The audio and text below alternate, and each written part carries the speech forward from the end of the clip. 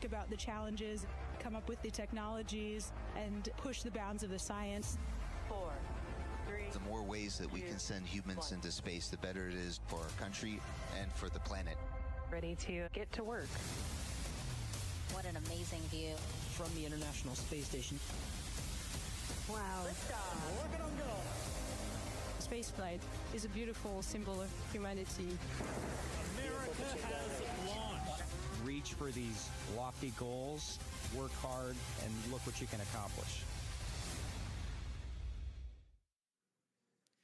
Hello, everyone, and thanks for joining our ongoing coverage of the NASA SpaceX Crew-12 mission. I'm Jessie Anderson, a senior production and engineering manager here at SpaceX, and I'm joined by Sandra Jones with NASA Communications. We are just under a couple hours away from the final approach of docking of Dragon to the International Space Station. This will be Dragon's 50th visit to the space station, both cargo and crew missions, and its 20th human spaceflight overall. Looking back over the last 30-plus hours, launch day preparations started yesterday for our crew members. About 4 hours prior to launch, the crew completed their final medical checks before joining the SpaceX team to get into their spacesuits. After suit up in the NASA Operations and Checkout building, the crew walked out, waving some final farewells to their family and friends waiting outside. The next destination for the crew was the launch pad. It was a short ride to Space Launch Complex 40 at Cape Canaveral Space Force Station in Florida, where the Falcon 9 and Dragon spacecraft were waiting for them. 2.5 hours prior to launch, the crew ingressed or entered Dragon, walking over the crew access arm and enjoying some last views of the Space Coast, heading into the White Room and into the spacecraft. At 2:15 a.m. Pacific Time or 5:15 a.m. Eastern, the 9 Merlin 1D engines ignited and Falcon 9 lifted off from Space Launch Complex 40, beginning Crew-12's journey to the International Space Station. Following stage separation, the first stage booster supporting the mission performed a boost back burn to bring itself back to the launch site, where it landed at Cape Canaveral Space Force Station on landing zone 40. A couple minutes after that, we had a good orbit insertion of Dragon, followed by a few minutes later by spacecraft separation.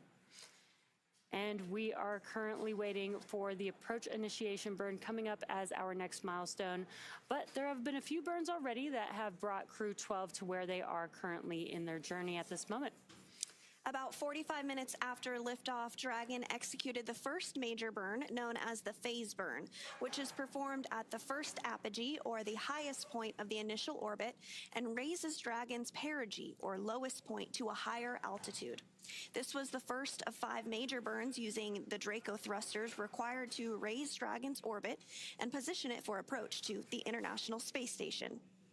Then earlier today, that sequence of rendezvous and phasing burns continued as Dragon executed the boost burn at 4:13 a.m. Pacific Time, 7:13 a.m. Eastern. The boost burn put the crew where Dragon's apogee, or the highest point of the orbit, was 10 kilometers lower than the station. But raising only the apogee of Dragon's orbit isn't enough for a rendezvous where we want to dock. Before we can approach the station, we need Dragon's entire orbit, not just that highest point, to be effectively shadowing the space station.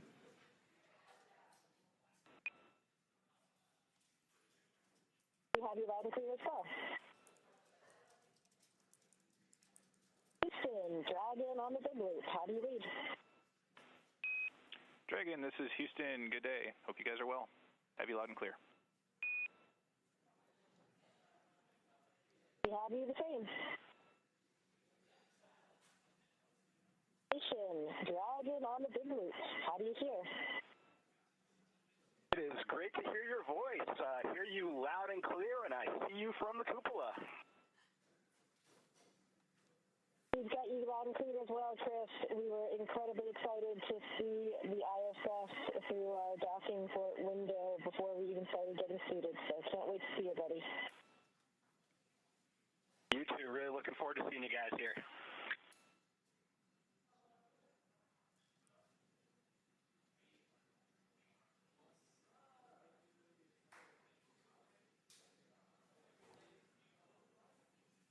Those were some comms between the Crew-12 crew and the folks on board the International Space Station, as well as the core, which we were seeing there in mission control. Dragon executed the closed burn at 4:59 a.m. Pacific time, 7:59 a.m. Eastern, which was about a half an orbit after its boost burn. The close burn placed Dragon on an orbit roughly co-elliptical with the space station, meaning it was maintaining an orbit roughly 10 kilometers lower than the space station the entire way around the Earth. And again, that's in contrast to only being 10 kilometers lower than the station during Dragon's apogee, or the highest point in its orbit, which is achieved by the boost burn beforehand. Hours later, at 6:41 a.m. Pacific, 9:41 a.m. Eastern, Dragon executed the fourth major burn, known as the transfer burn. This is where Dragon raises its apogee, or highest point of its orbit, to just 2.5 kilometers lower than the space station. Dragon SpaceX on the big loop. Ground is go for approach initiation and has enabled the maneuver. Expected maneuver start time is approximately 1833.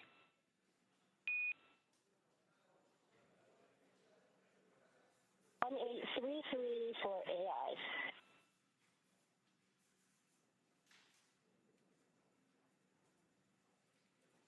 Again, seeing the core there on your screen, communicating with the Crew-12 crew. Dragon then rounded everything out with a final co-elliptic burn at 7:27 a.m. Pacific, 10:27 a.m. Eastern Time to once again maintain a constant orbit lower than the station, this time just 2.5 kilometers below. This was a shorter burn lasting about 41 seconds. And then after that, Dragon performed a out-of-plane burn to fully align its orbital track to match that of the space station's. That burn took place at 9:59 a.m. Pacific, 12:59 p.m. Eastern Time. As we enter the approach phase, SpaceX flight controllers will work in tandem with the NASA team in Houston to maneuver Dragon to the proper attitude.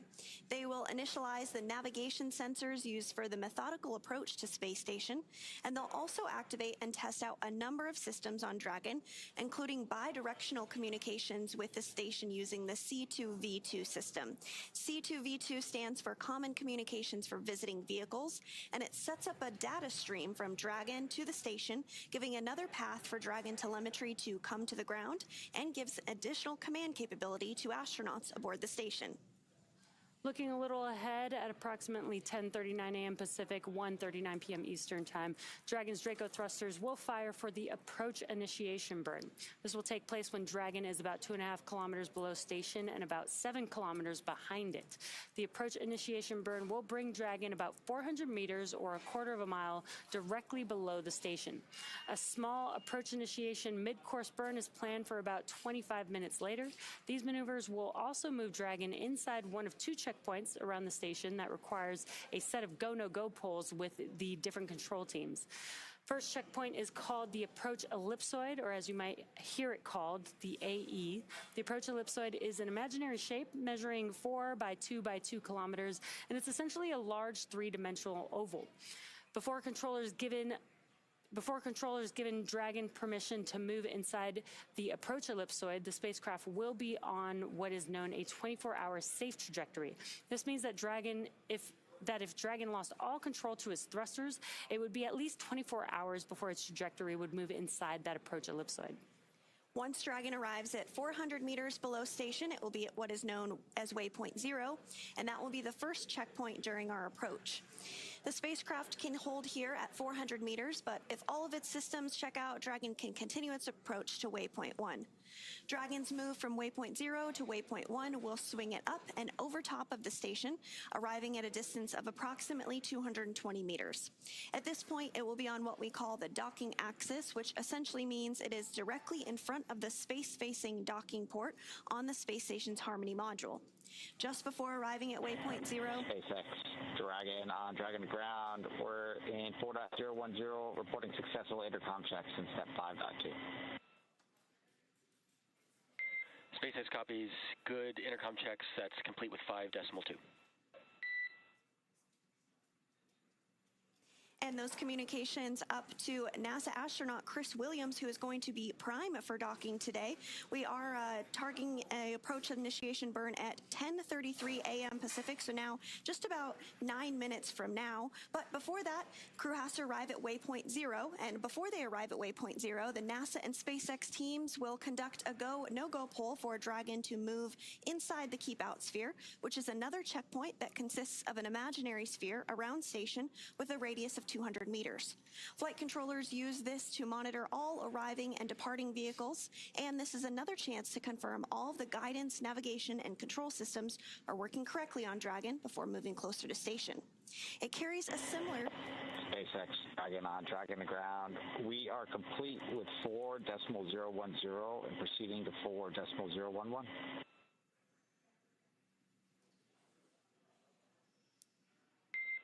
SpaceX copies 4.010 is complete.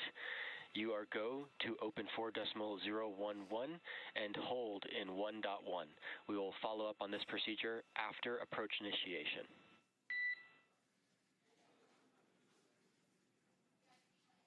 We will. Dragon copies. We are holding on step 1 of 4.011.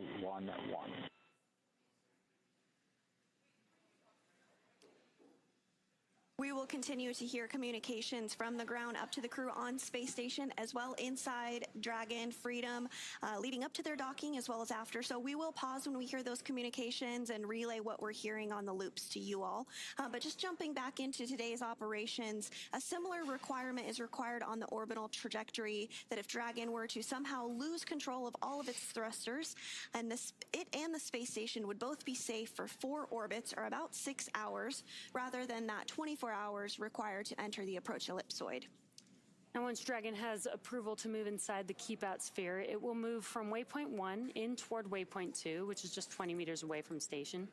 Once Dragon is only 20 meters away at waypoint 2, the spacecraft focuses on aligning its docking system with the International Docking Adapter. Now, we may hear the call-out CHOP, which stands for Crew Hands Off Point. This happens a little less than 30 seconds before docking, when Dragon is just a few meters from the docking port. At this point, any aborts will have to be done automatically by Dragon. And the grand arrival, when our crew arrives at the space station, Dragon will fly in and make contact with the IDA, or the International Docking Adapter, giving us what we call a soft capture. The soft capture ring then retracts until sensors indicate it's time for 12 hooks to drive in place to give us a hard capture and firmly secure Dragon to its new home on the space station. Once hard capture is confirmed, the space station crew, namely NASA astronaut Chris Williams, will manually pressurize the vestibule, or the area between the Dragon hatch and the space station hatch. Meanwhile, umbilicals that provide power, audio, and data connections from the station to Dragon are put in place.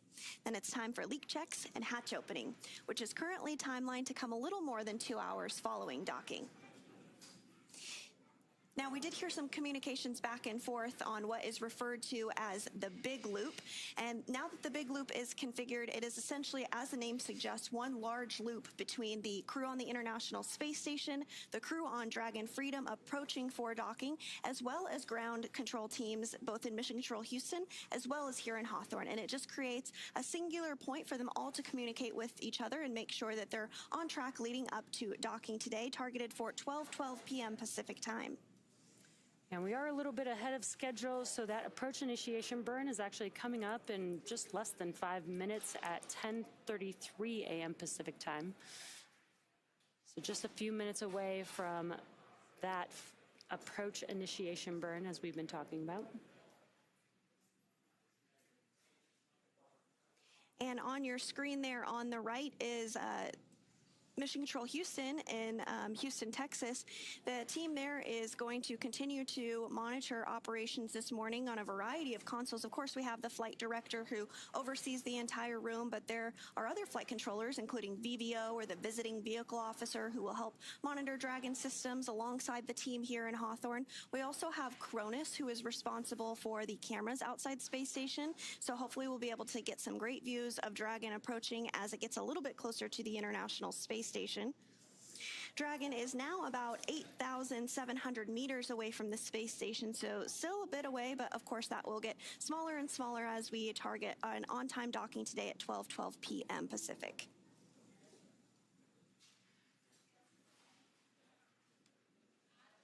And the Crew-12 crew has been coasting along in Dragon for about 32 hours or so now. And during their coast phase all the way to the International Space Station, they actually don't need to be in their suits, so they were able to relax outside of their suits. But right now, they are suited up. They are strapped in, harnessed into their seats. They do need to wear their suits for the docking portion of their flight. And this is just to make sure that they have the protection of the suits in the off-nominal case of a cabin depressurization. And there you can see on your screen, this is a view from the International Space Station looking at that tiny dot, which is Dragon Freedom with Crew-12 on board. And Crew-12 is comprised of 2 NASA astronauts, an ESA astronaut, and a Roscosmos cosmonaut. Those NASA astronauts are NASA astronaut Jessica Meir. This will be her second flight to the International Space Station, as well as NASA astronaut Jack Hathaway. It will be his very first. And then for ESA, we have European Space Agency astronaut Sophie Adenot, her first flight as well. And for Roscosmos, Andrey Fedyaev, this is his second flight to the International Space Station, and he is actually the first cosmonaut to fly in Dragon twice, and he's one of only a select few that have flown in Dragon more than once. That includes a couple private astronauts, including our NASA Administrator Jared Isaacman, Michael Lopez Alegria, as well as Peggy Whitson. We are approaching 2 minutes until the approach initiation burn this morning.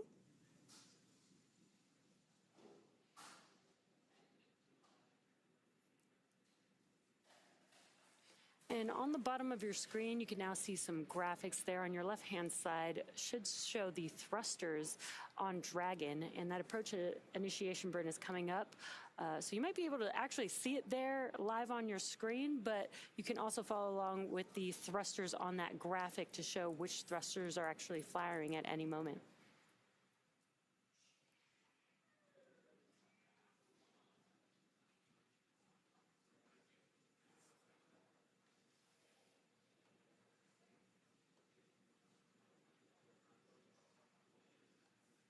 Standing by for approach initiation burn, now 1 minute out.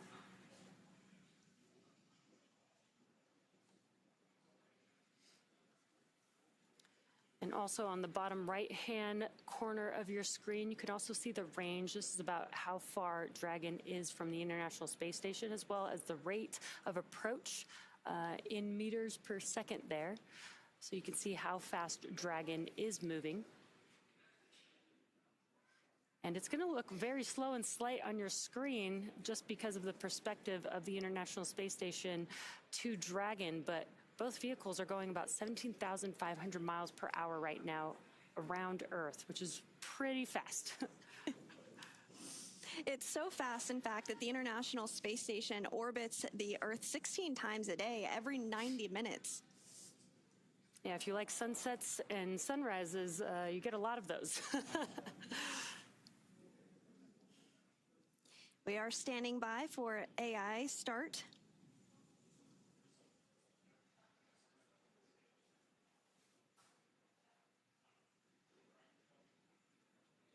It is a little bright on your screen. Dragon is still there. We're looking at Dragon from the International Space Station's view. And it's a little in the top part of your screen where it's a little bright, so hard to see Dragon, but it is there. And there now you can see those burns on the bottom left-hand of your screen on the graphic there. Does mean that the approach initiation burn has begun.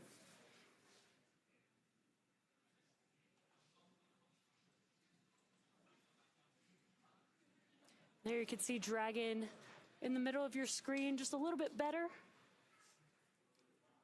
As well as some great views of Earth. The International Space Station and Dragon are currently flying over the South Atlantic.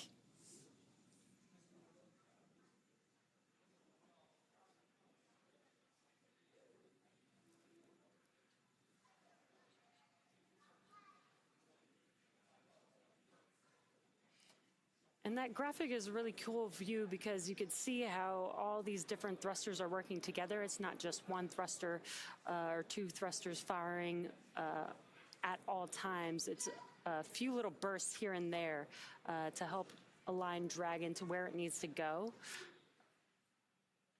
as it's approaching the International Space Station and getting ready to approach and then align with the docking adapter eventually.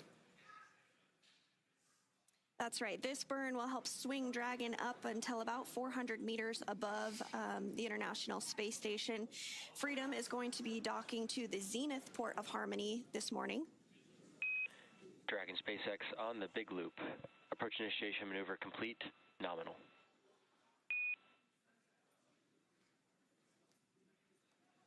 Dragon copies. Nominal AI.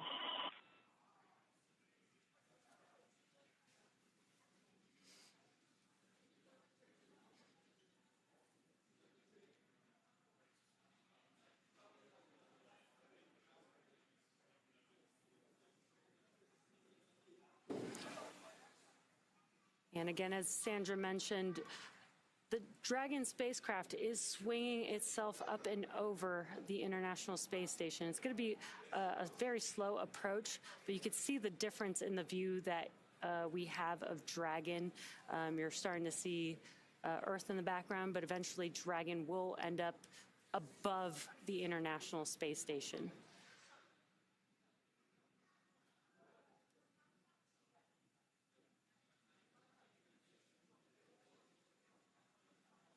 So we did have confirmation that the AI burn wrapped up and completed as expected. So good news, that's another milestone as we approach docking targeted for 12:12 p.m. Pacific time.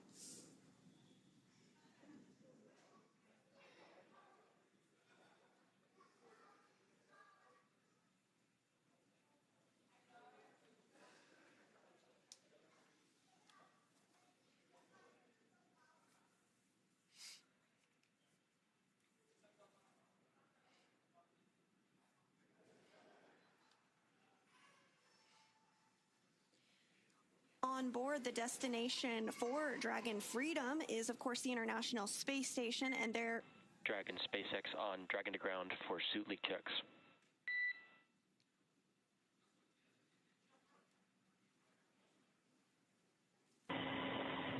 SpaceX Dragon, go. You are go to execute Section 1 of 4.011. When you complete Section 1, you can proceed into Section 2, but then we're going to hold. We're still about 5 minutes from being able to do the suit leak checks while we are still looking at the rest of the vehicle and making sure that we're good for approach.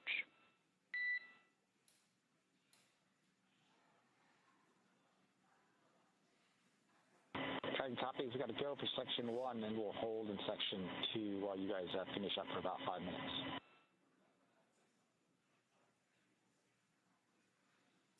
And that was communications with the Corps here in Hawthorne up to Crew Dragon Freedom, namely to the pilot, NASA astronaut Jack Hathaway, as they continue to gear up for suit leak checks. In about 5 minutes from now, the crew is currently seated and suited up in their spacesuits.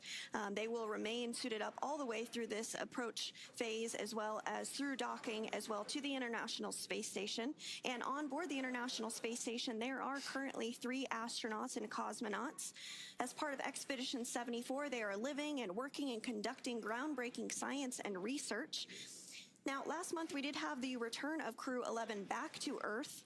But following Crew 12's arrival, the space station will have a total of 7 crew members on board and what we consider a standard crew complement. And Crew 12 has been working in indirect handover with the Crew 11 crew on the ground and getting up to speed as much as possible ahead of their arrival to the space station. This includes training on emergency procedures and the ins and outs of space station. But once they actually arrive on board, they will go through a more direct handover and training with NASA astronaut Chris Williams, who has been on the space station since November. These handovers between crews allow for continuity of the activities and helps to ensure a continuous U.S. presence on the space station, which we recently celebrated a major milestone of 25 years of continuous presence aboard the International Space Station station. So what that means is if you are younger than 25 years old, you have never known a moment in your life where there have not been humans living off the planet, which is an incredible feat.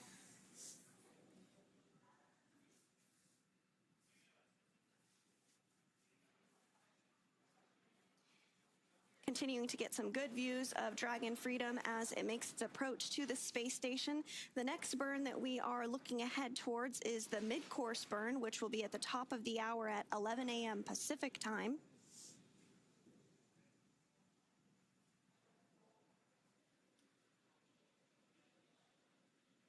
And this mid-course burn is more of a fine-tuning burn to ensure that the trajectory of Dragon is right on line ahead of docking. Again, we are targeting docking at 12:12 p.m. Pacific time for Crew-12.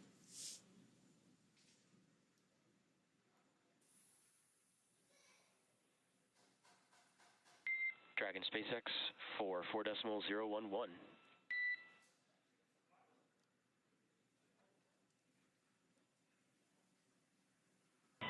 SpaceX Dragon, go. Ground is ready for suit leak checks, so you are go to start with step 2.1.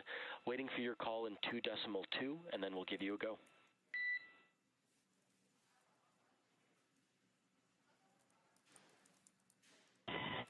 Dragon copies, we'll get into 2.1 and give you a call or 2.2.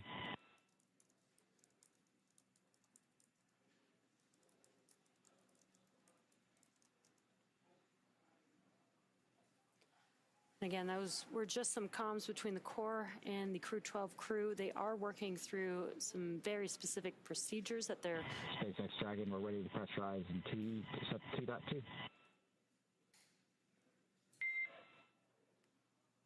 SpaceX copies, you are go for commanding in 2.3, initiate suit leak check.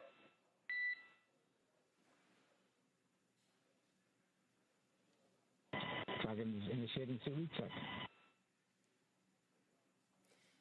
Again, the crew is working through some procedures, and as you just heard, they are working through a suit leak check. This is just to make sure that they've got all their suits on, and they're just going to make sure that they have a good suit leak check in preparation for when they close their visors during the approach portion to the International Space Station.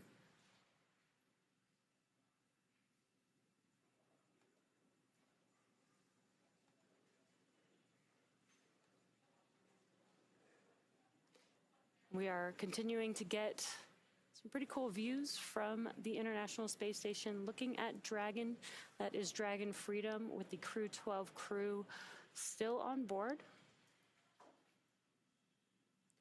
And as Dragon approaches, we will get a clearer and sharper image of Dragon Freedom, but you are starting to be able to make out the nose cone, which is open and has remained open since shortly after launch. And this helps to expose all the guidance. Dragon SpaceX, looks like we're low on suit 3. Can we go ahead and halt the suit leak check and we'll try again?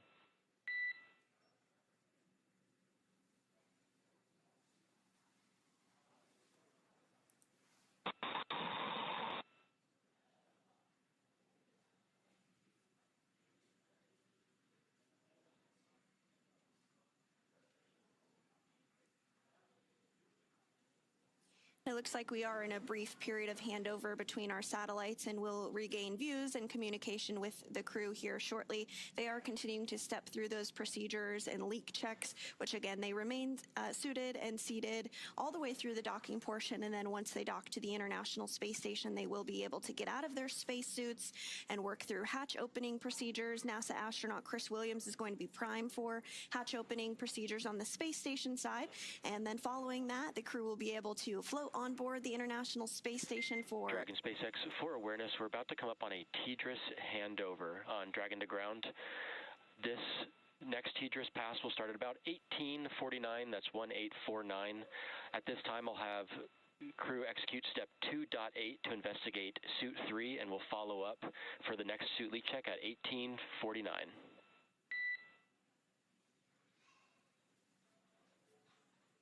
All right, Dragon Copy, you want us to execute the troubleshoot steps now, and we'll do another leak check after the TDRS pass at 1849. Good readback. Talk to you then.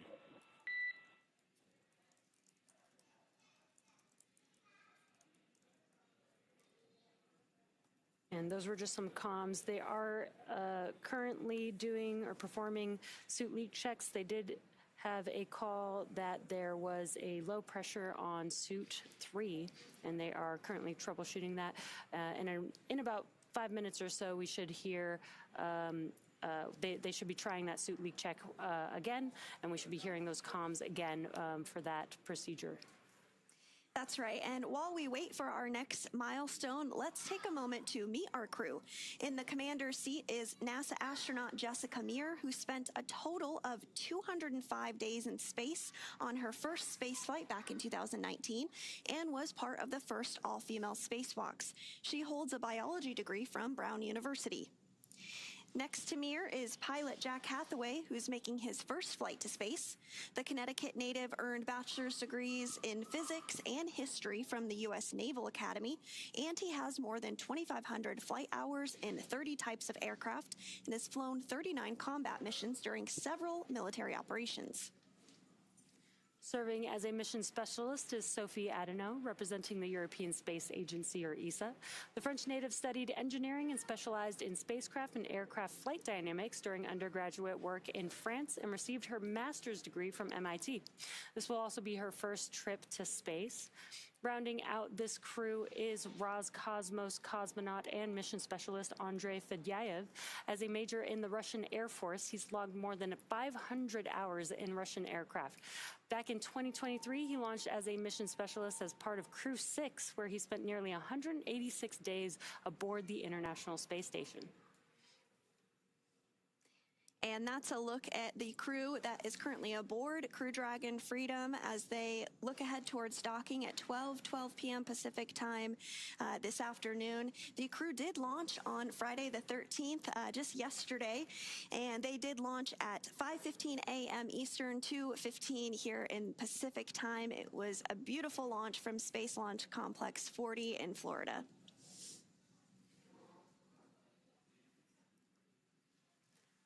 Yeah, and the crew, again, as we were just mentioning, they were performing suit leak checks. They're still currently in that procedure. Again, they had a low pressurization in suit 3, so they are troubleshooting that as we speak. And at the 10:49 minute mark, they're going to try that suit leak check one more time. And again, they do this to make sure that the suits are good and ready to go, that they don't have leaks while they're docking to the International Space Station.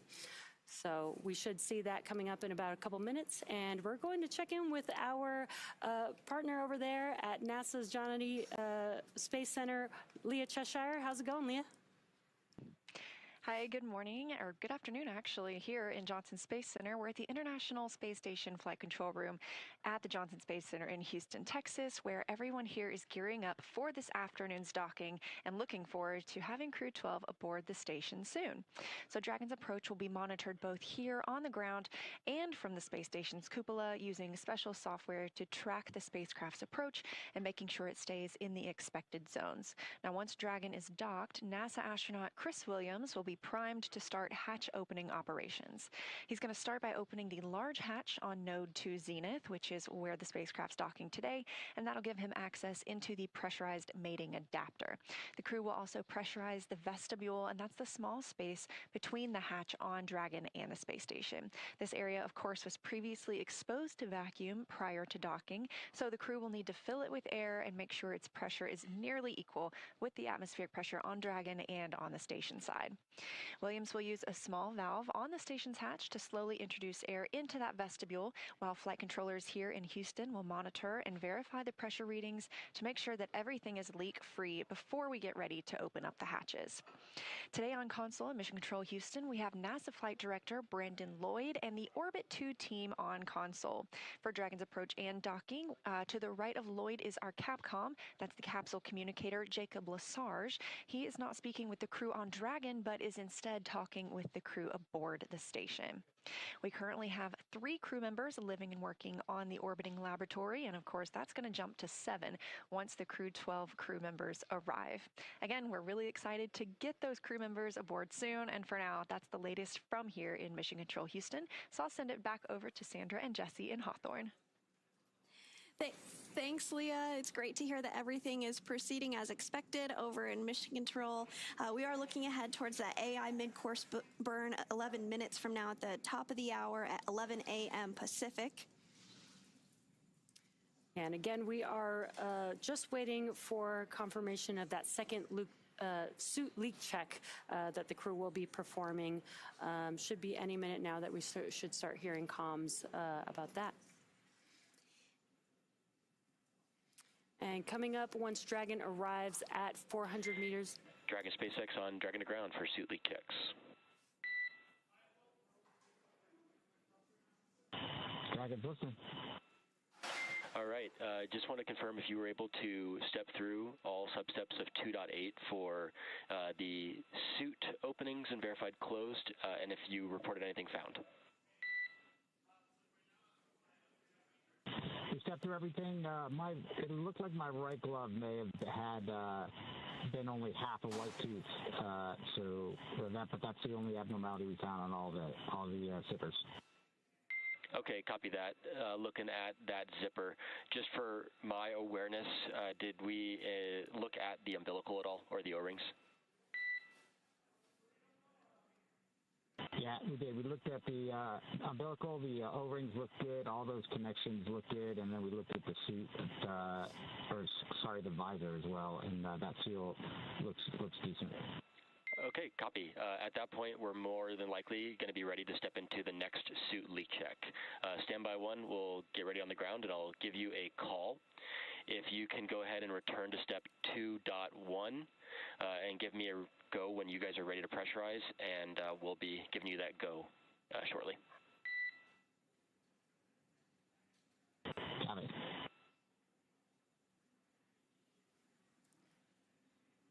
And then we heard the comms that they have been checking anything with the suit where there is a seal on the suit. So they sound. SpaceX Dragon, we're ready to pressurize for suit leak check in 2.2.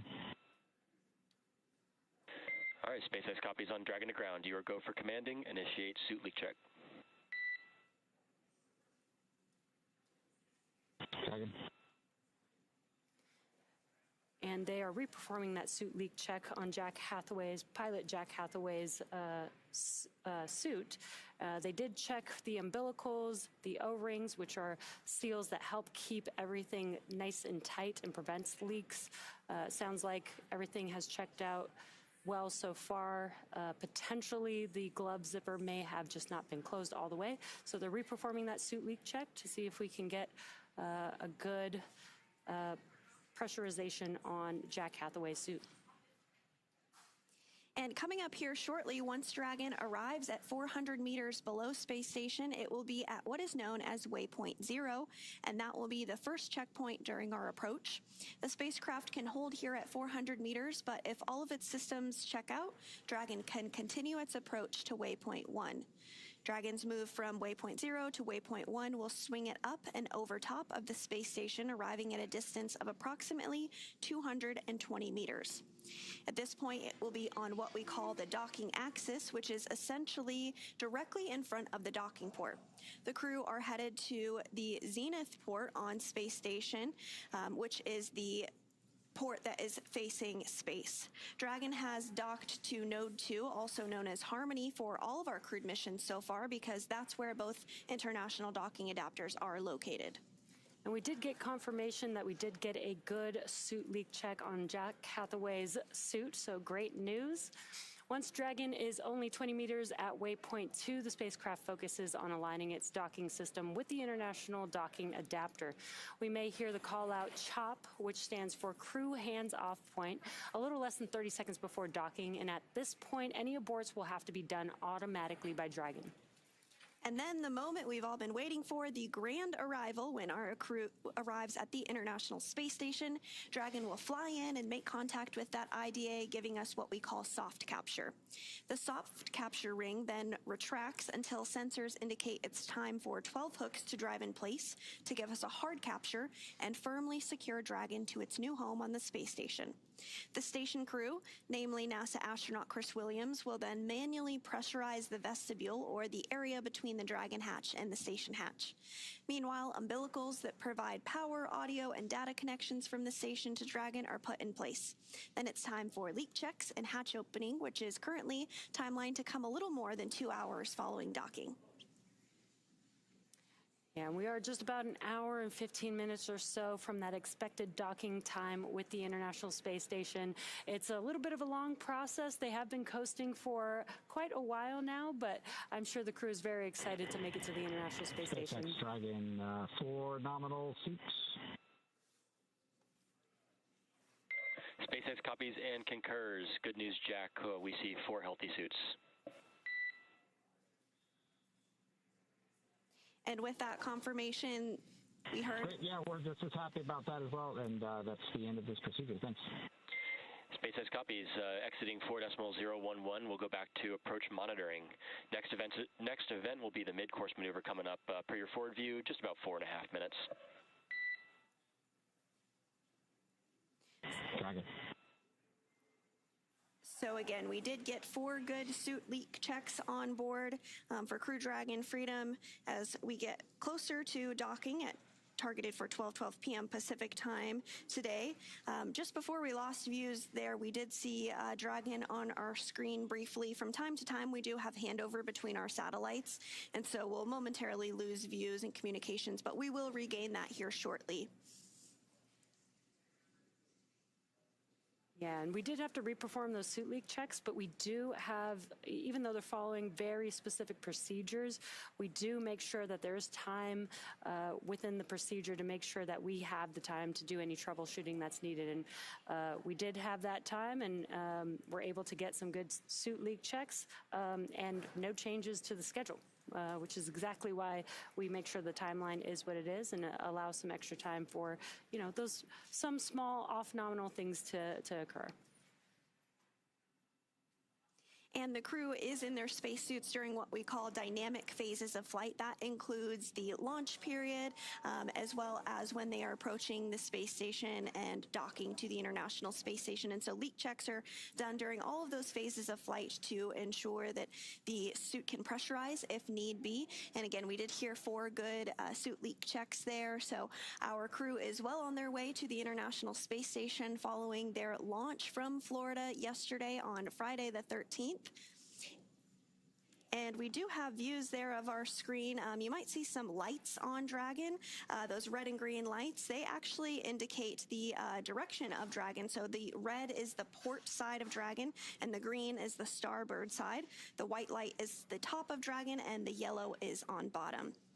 And all of those are exposed because the nose cone is open, and as we discussed previously, that does hold all of the docking equipment and navigational sensors as Dragon continues its approach to the International Space Station.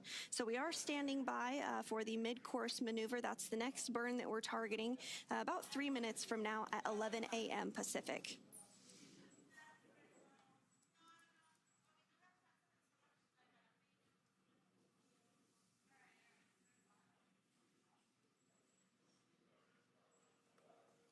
And we have been talking about those spacesuits and the leak checks that just were completed. The suit's primary function is to protect the crew in the event of a cabin depressurization. If that were to occur, the suit would inflate to provide a habitat environment that the crew can live and work in long enough for the crew to return home. The flame-resistant materials on the outer layer also protect the crew in the event of a fire. The spacesuits are a custom-tailored single-piece suit, and this means that the helmet, gloves, and boots all remain attached. The helmet is made from 3D printed nylon and has a visor that pivots open, and the quick disconnect, or QD, on the right thigh mates to an umbilical on the seat. This provides air for ventilation, oxygen, nitrox for pressurization, and allows for the electronics to be connected all from a single location on the suit. A tubing network inside the suit delivers air to the neck and limbs to keep the crew cool while wearing the suit. The suit's communication system consists of helmet-mounted microphones and in-ear speakers, and it takes less than 15 minutes to put on the suit. This new IVA suit design debuted during the Crew-12 mission, and it was worn by NASA astronaut Mike Fink. And there we have in cabin views of our crew in their spacesuits in the new IVA suit, which is designed to incorporate changes developed for the Polaris Dawn mission, which had a extravehicular activity or spacewalk. This new IVA suit design removes the inseam zipper in favor of the EVA suit's spiral zipper design in the suit's torso, which allows the suit to split into an upper and lower half and makes donning and doffing or taking off and putting on the spacesuit easier for the crew. The new IVA suit brings all the soft goods joints from the EVA suit into the IVA suit as well, improves the upper arm, elbow, and wrist mobility. So this new design will ultimately help SpaceX scale suit production and aid their ability to manufacture spacesuits in the numbers needed in their goal to make life planetary. So we are standing by for the AI mid-course burn that is now in progress. Again, that mid-course burn is now underway, getting some views inside the spacecraft here. And Dragon is fully autonomous, so you do see those displays there right in front of them. But as you can tell, they're not doing too much because all they're doing is monitoring. They can see what Dragon is doing as they're approaching the International Space Station. But Dragon is flying them autonomously and performing these maneuvers on its own. Again, we are waiting for that mid-course maneuver burn to begin.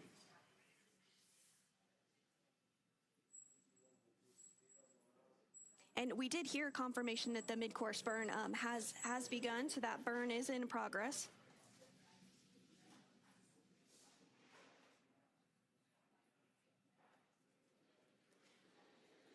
And again, you can see on your screen, this is a view from the International Space Station looking at Dragon. As you saw earlier, just about 10 or 15 minutes ago, you could see Earth in the background, but now Dragon, as we've been mentioning, is swinging up and over the International Space Station, and that's why you see only space in the background of that view. So this is a view inside of Dragon Freedom's cabin. Dragon SpaceX on the Big Loop. Mid-course maneuver complete. Trajectory converged on waypoint 0.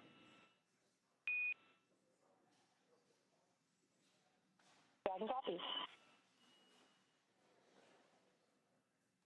Great news that mid-course maneuver burn is now complete.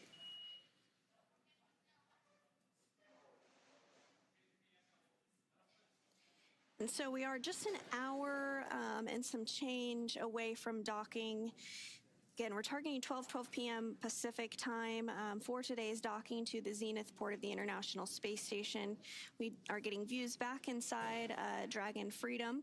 On the left of your screen there is the commander of Freedom. That is NASA astronaut Jessica Meir. This is her second space flight. And to her right is NASA astronaut Jack Hathaway. He's the pilot of Dragon today, and this is his very first flight in space. You can't see them on your screen there, but to the left of Jessica is ESA, or European Space Agency astronaut Sophie Adenot, and then to the right is Roscosmos cosmonaut Andrey Fedyaev. This is his second flight to the International Space Station, and we mentioned it before, but he's the first cosmonaut to fly inside Dragon twice. And we got to get them some frequent flyer passes. Yes. He joins the club of a few others that have flown in Dragon more than once. That includes NASA Administrator Jared Isaacman, Michael Lopez Alegria, and Peggy Whitson.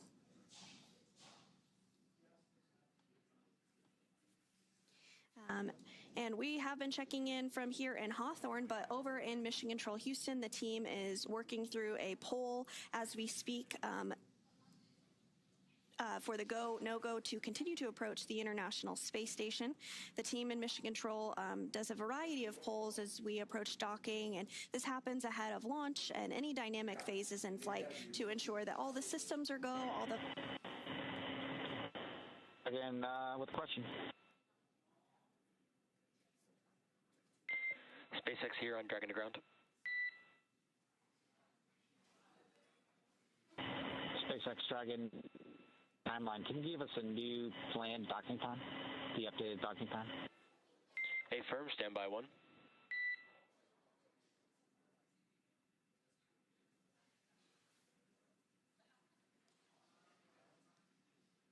And so the ground is going to take a look at if the docking time has adjusted at all following the burns that we have been covering this morning.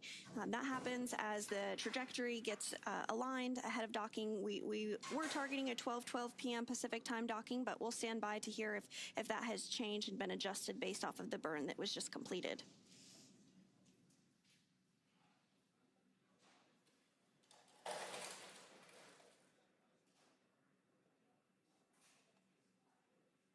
Dragon SpaceX for expected docking time. We're ready to copy.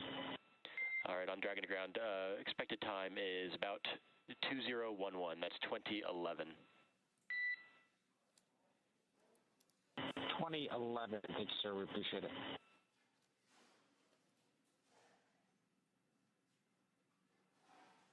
And with that call out, we do have an updated targeted docking time. It is now 12:11 p.m. Pacific for Dragon Freedom to arrive to the Zenith port, the International Space Station, and complete its docking. Again, we're targeting 12:11 p.m. Pacific time for docking.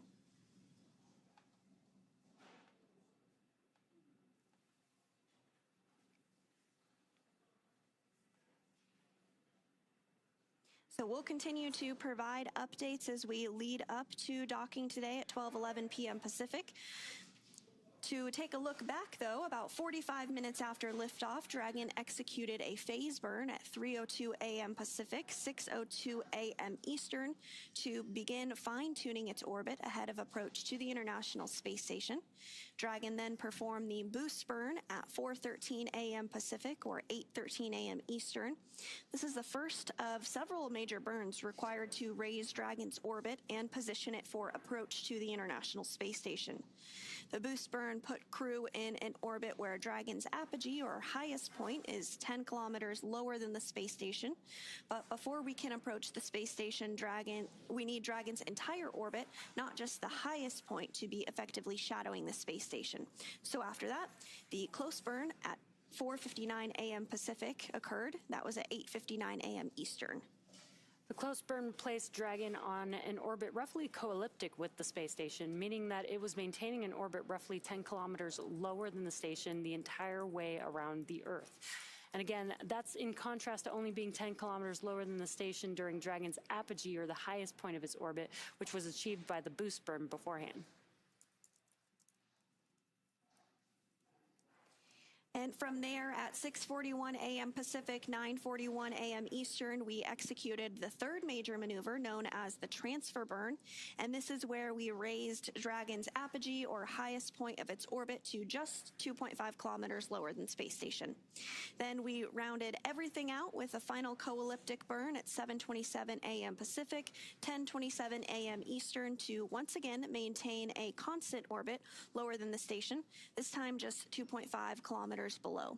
And this was a shorter burn lasting just over 30 seconds. We then had the approach initiation burn, which began the final stages of Dragon's rendezvous with the space station. This is also when we started integrated operations between the Dragon control team here in Hawthorne and the space station flight controllers in Mission Control Houston. The teams entered integrated operations prior to the approach initiation occurring. During the approach, SpaceX's flight controllers work in tandem with the NASA team in Houston to maneuver Dragon to the proper attitude and initialize the navigation sensors used for the methodical approach to station. They also activated and tested out a number of systems on Dragon, including bidirectional communications with the station using the C2V2 system. C2V2 stands for Common Communications for Visiting Vehicles. It sets up a data stream from Dragon to the station, giving another path for Dragon telemetry to come to the ground and giving an additional command capability to astronauts aboard the station. The NASA and SpaceX teams did a go-no-go poll to move Dragon inside the keep-out sphere, which is another checkpoint that consists of an imaginary sphere around station with a radius of 200 meters. Flight controllers use this to monitor all arriving and departing spacecraft, and this is another chance to confirm all of the guidance, navigation, and control systems are working correctly on Dragon before... Dragon SpaceX on the big loop. Ground is go for approach 0 and will be enabling the maneuver shortly. Expected approach 0 start at 1921 Zulu. That's 1921 Zulu. Reminder the Dragon will nominally continue approach through waypoint 1 towards waypoint 2.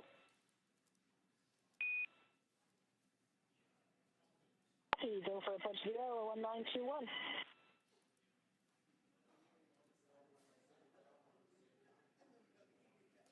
And with that poll now wrapped up, we are go for approach to waypoint 0.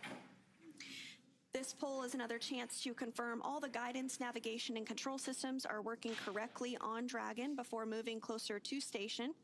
And it carries a similar requirement on the orbital trajectory that if Dragon were to somehow lose control of its thrusters, it and the space station would be safe for 4 orbits, or about 6 hours, rather than the 24 hours required to enter the approach ellipsoid.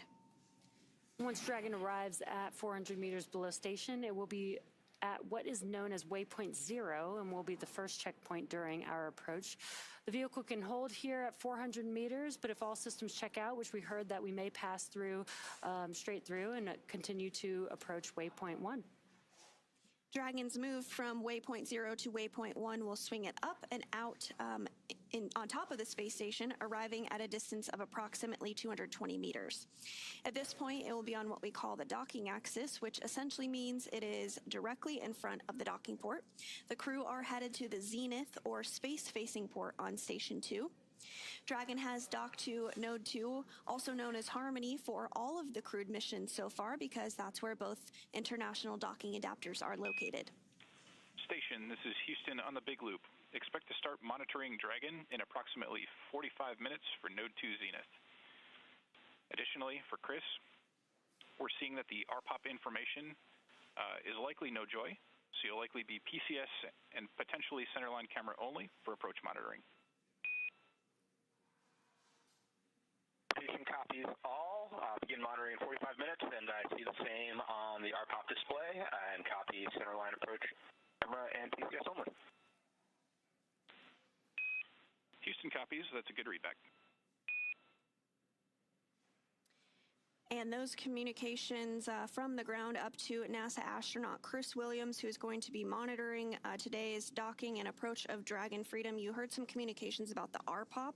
This is the Rendezvous and Proximity Operations Situational Awareness Tool. That doesn't seem to be working today, but no issue. Chris Williams is going to continue to be able to monitor Dragon's approach to the zenith port of the International Space Station today. We're targeting a docking at approximately 12:11 p.m. Pacific time today.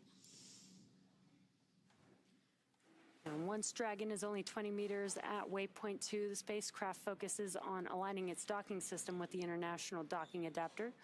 And again, we may hear the call-out CHOP, which stands for Crew Hands-Off Point, a little less than 30 seconds before docking. At this point, any aborts will have to be done automatically by Dragon itself. And finally, we will have the arrival of Crew Dragon Freedom to the International Space Station. Dragon will fly in and make contact with the IDA, giving us what we call soft capture. The soft capture ring then retracts until sensors indicate it's time for 12 hooks to drive in place to give us a hard capture and firmly secure Dragon to its new home on the space station. The station crew, namely NASA astronaut Chris Williams, will work to manually pressurize the vestibule or the area between the Dragon hatch and the space station hatch. Meanwhile, umbilicals that provide power, audio, and data connections from the space station to Dragon are put in place. Then it's time for leak checks and hatch opening, which is currently timelined to come a little more than 2 hours following docking.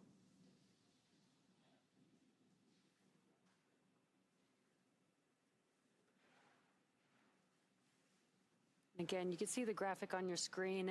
Dragon approached from below the International Space Station and has now swung up and is pretty much above the International Space Station as we're getting closer and closer to docking, which is just under an hour from now.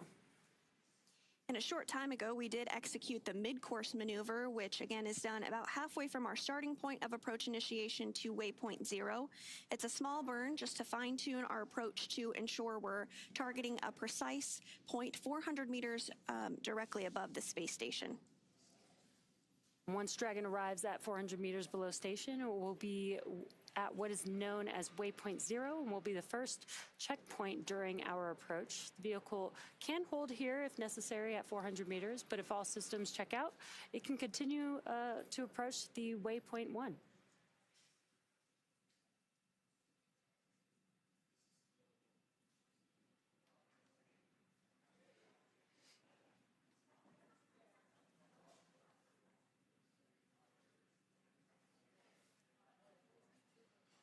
We're about 100 meters away from waypoint 0. And again, you're looking at a view from Dragon now, looking forward to the International Space Station.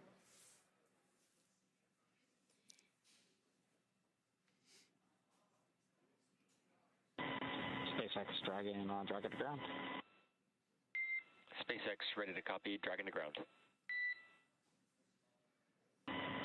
Just a question, you guys are running our cooling. Is it any chance that we can make it a little bit cooler in here for the rest of the rendezvous, or do we set it to full cold right now?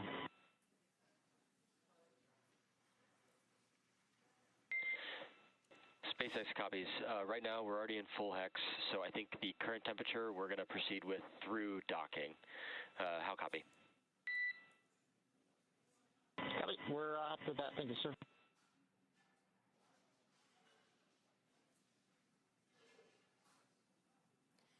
Just some comms between the core and the crew, asking for it to be a little bit cooler. Now they are in their suits, so it does get a little bit warmer, but the suits do have air flowing through them, almost like a portable AC or personal AC system for them. But it sounds like they're going to maintain the temperature in the cabin for the crew all the way through docking. But it sounds like the crew is okay with that.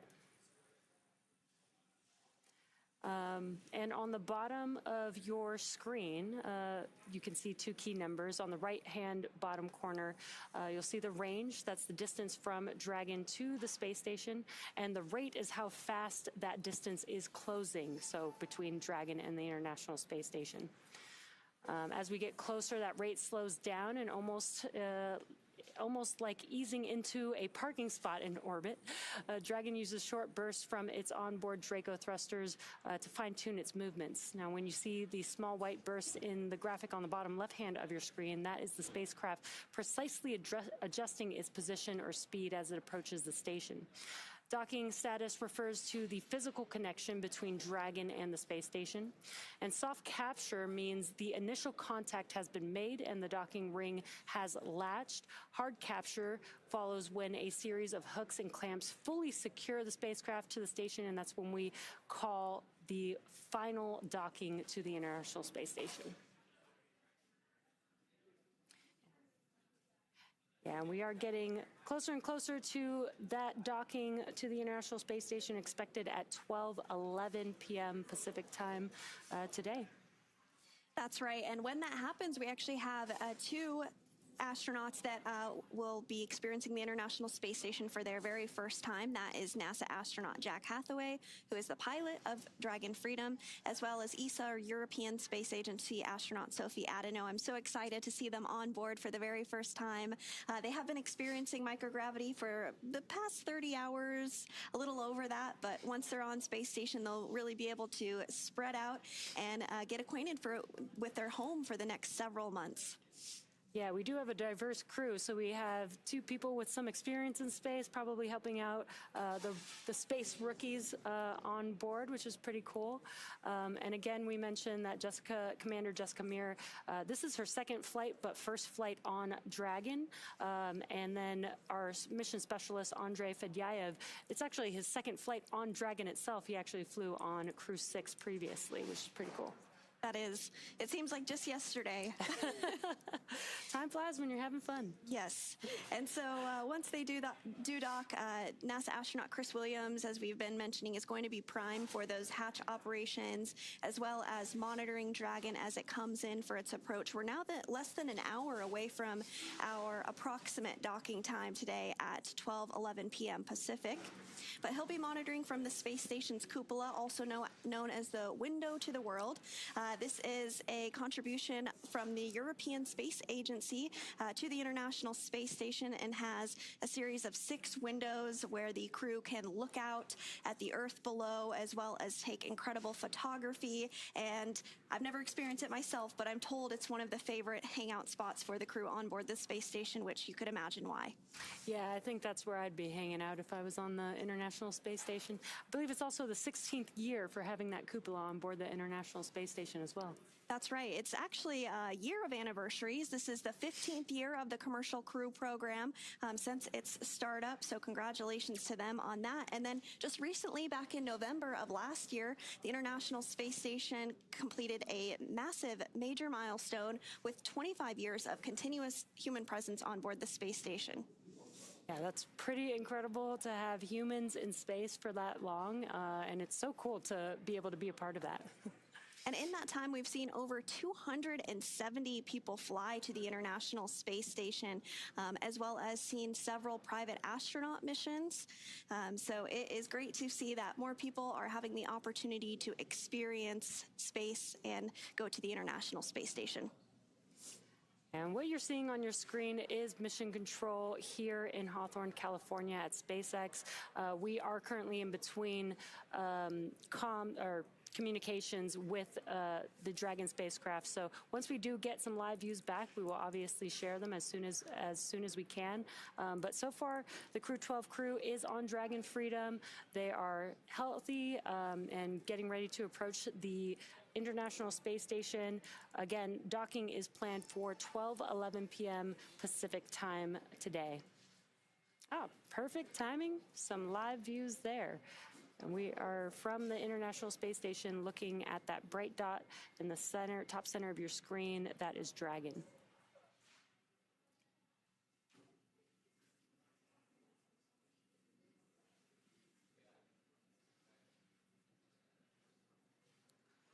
We're going to check in with Mission Control Houston with NASA's Leah Cheshire.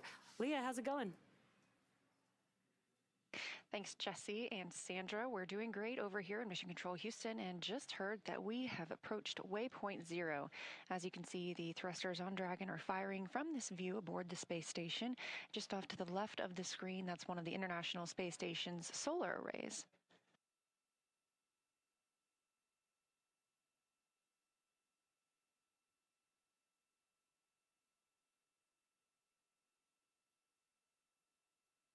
As you can see on the bottom of your screen, you can keep up with the distance of Dragon from the space station, now 384 meters away.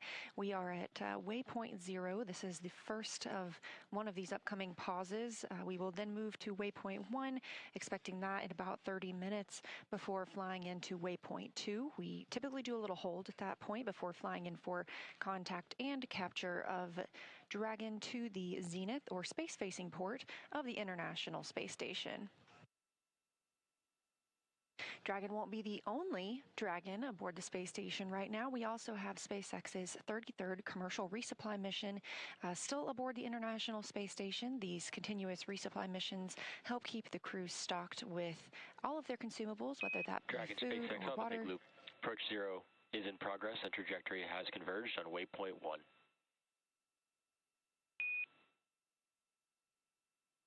Copy.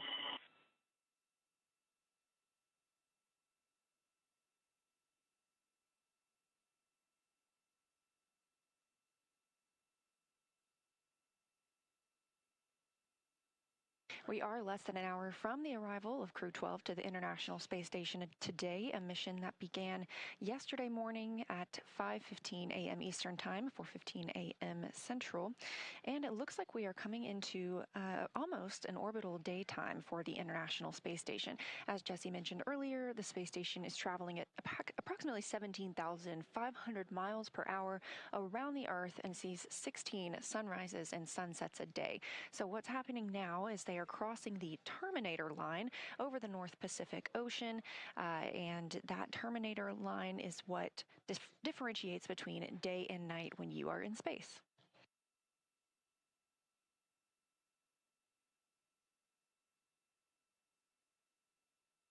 Dragon is traveling equally as fast as the International Space Station, but also performing maneuvers very closely timed around the orbiting laboratory to keep its approach methodical, to keep it safe. We say slow and steady wins the race sometimes when it comes to two vehicles docking.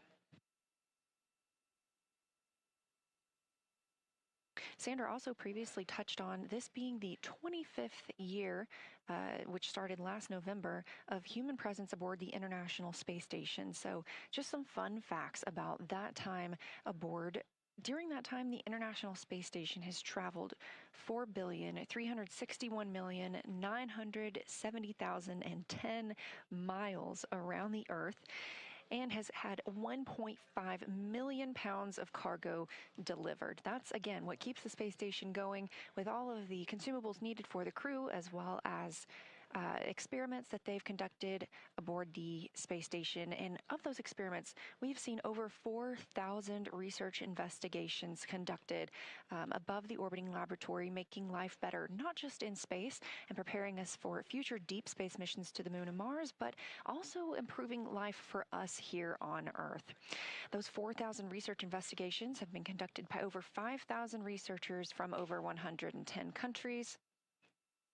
And in that time, we've seen over 270 spacewalks with over 1,700 hours logged outside the orbiting laboratory.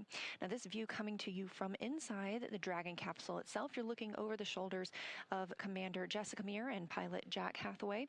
This is Meir's second flight to the space station, which looks big and beautiful in your screen right now, that view coming from Dragon itself. And this is Jack Hathaway's first flight to the orbiting lab.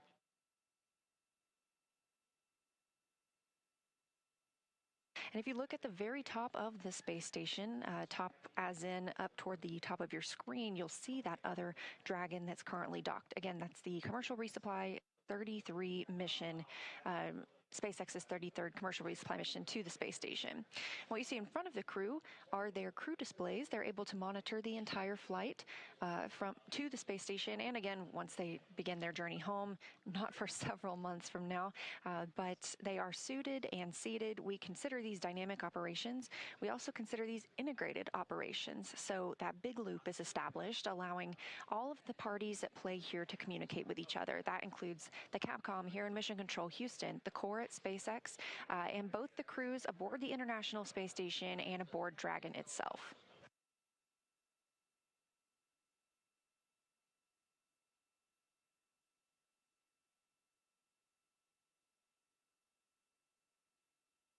Integrated operations also begin when we enter the approach ellipsoid, which we already discussed happened really close to the top of this broadcast, and we will remain in these integrated operations until the crew begins their departure from the space station, again, not for several months from now.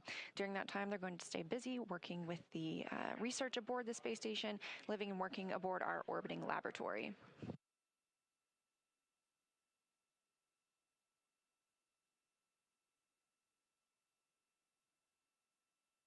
Back to these crew displays, of course, we mentioned that the crew has the option to monitor the spacecraft as they fly to their intended destination. They also have the capability to take over command if they needed to of Dragon, but the entirety of the flight is intended to be autonomous, and the crew steps back and monitors. This is a great view of the space station, and if you look closely on those solar arrays, those 8 large solar arrays. You'll see on top of some of them we have a smaller, what looks like second array, and that's what it is. It's the International Space Station Rollout Solar Array, also known as IROSA, helping to provide additional power to the International Space Station.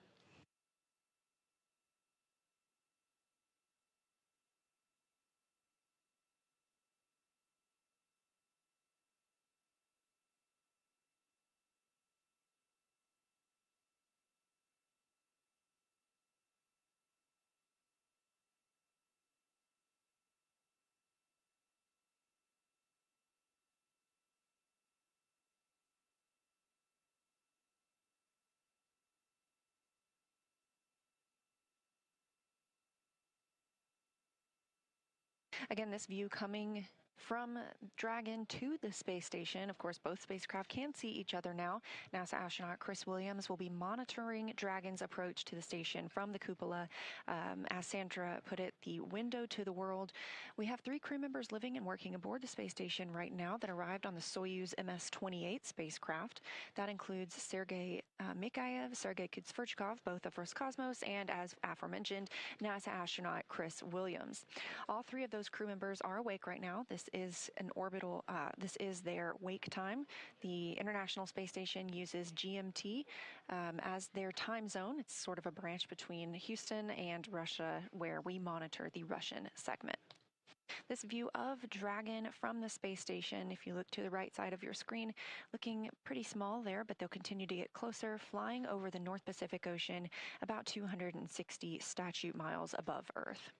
And of course, as we have discussed, Dragon will be docking to the zenith or space-facing port on the Harmony module, so we will start to lose the views of Earth behind Dragon, and instead Dragon will be seeing Earth behind the space station.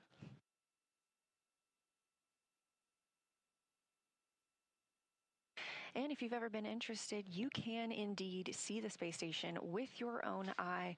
We have a tool that helps you do that as well. It's called Spot the Station. If you just go online to nasa.gov, check out Spot the Station. You can input your location and you'll receive a list of upcoming visibilities at dusk and dawn when the International Space Station is flying over your area. It's a pretty incredible thing to see, knowing that we will soon have 7 people living and working on it.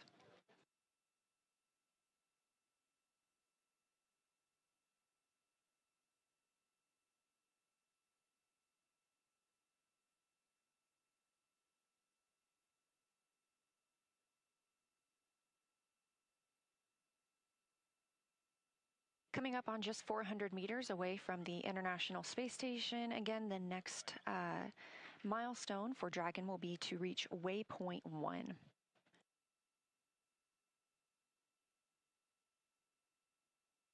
Waypoint 1 is sometimes a pause location. However, we are expected to continue straight through to waypoint 2.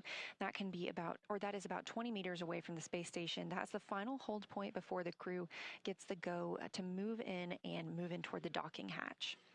Now, if you are paying attention to the bottom left side of your screen, you can see where the thrusters on Dragon are firing to keep it in its proper location as we continue the slow and steady approach to the International Space Station. You can also see a little map of Earth. As I just mentioned, we're flying over the North Pacific Ocean, both the International Space Station and Dragon, and they are just about to cross south of Portland, Oregon, and down through the southwest of the United States into the Gulf.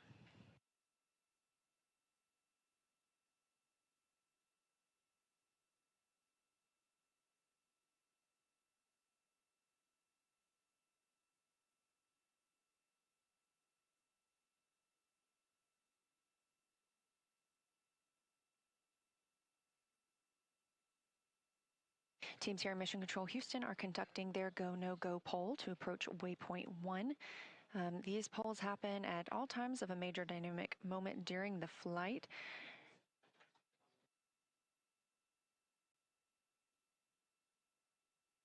Again, Flight Director Brandon Lloyd leading the teams here today. This is the Orbit 2 team on console. The International Space Station is staffed 24 hours a day, 365 days a year, as we have crew living on board the space station at all times.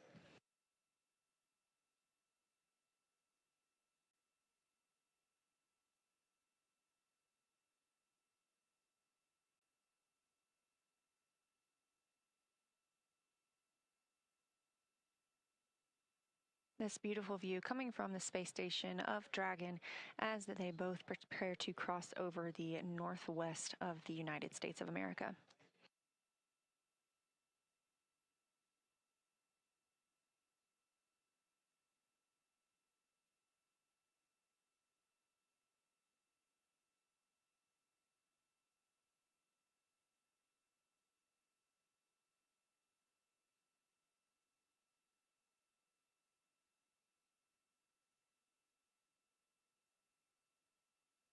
As you can see, the Dragon capsule has already changed its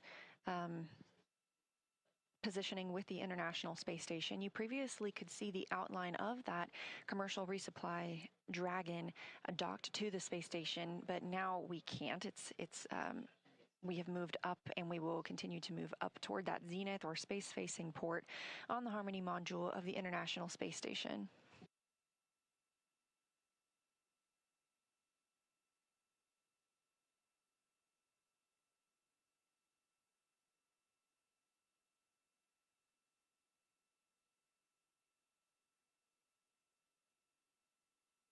And as we mentioned, we do have 3 people living and working aboard the space station. So far today, they have completed their exercise. All crew members are required to exercise approximately 2 hours a day, every day while in space. Obviously, you're not using your bones or muscles as strongly as you would on the Earth during that time. And so these extended periods of exercise allow us to help keep the astronauts' bones strong while they are in a microgravity environment. Aside from their exercise, they've also enjoyed their midday meals. Chris Williams having just wrapped that up about 30 minutes ago, and the Roscosmos cosmonauts conducting some photo and video work inside the International Space Station. Chris Williams, NASA astronaut, will be primed to monitor Dragon's approach and then assist with the hatch opening operations. That includes pressurizing the vestibule, which is that small area between both the International Space Station and the Dragon hatch. Now, once the crew has docked today, we will, and once those hatches are open, we'll have a PAO event. That'll be their welcome ceremony. They'll get to discuss how it feels to be on the International Space Station, so we hope you'll stay tuned for that. After that welcome ceremony, we'll move into the International Space Station safety briefing. That's requiring participation from all crew members. That is the very first thing they do while on the space station. And then our new crew members will also get into some of the brief handover that'll take place tonight with the crew on the space station already. So again, we don't have any crew members coming home in the near future, but these handover types are to help the new crew get up to speed on what's been happening aboard the space station. Dragon on Dragon to ground. SpaceX ready on Dragon to ground.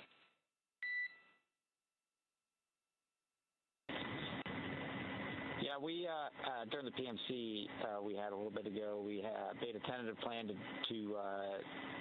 do another PMC as soon as possible after the docking, and we're going to go forward with that plan. So if you just have the surgeon ready for us after we get all docked, we would appreciate that. SpaceX copies, and yes, we are tracking that and we'll be ready to support. Thanks a lot. We appreciate it.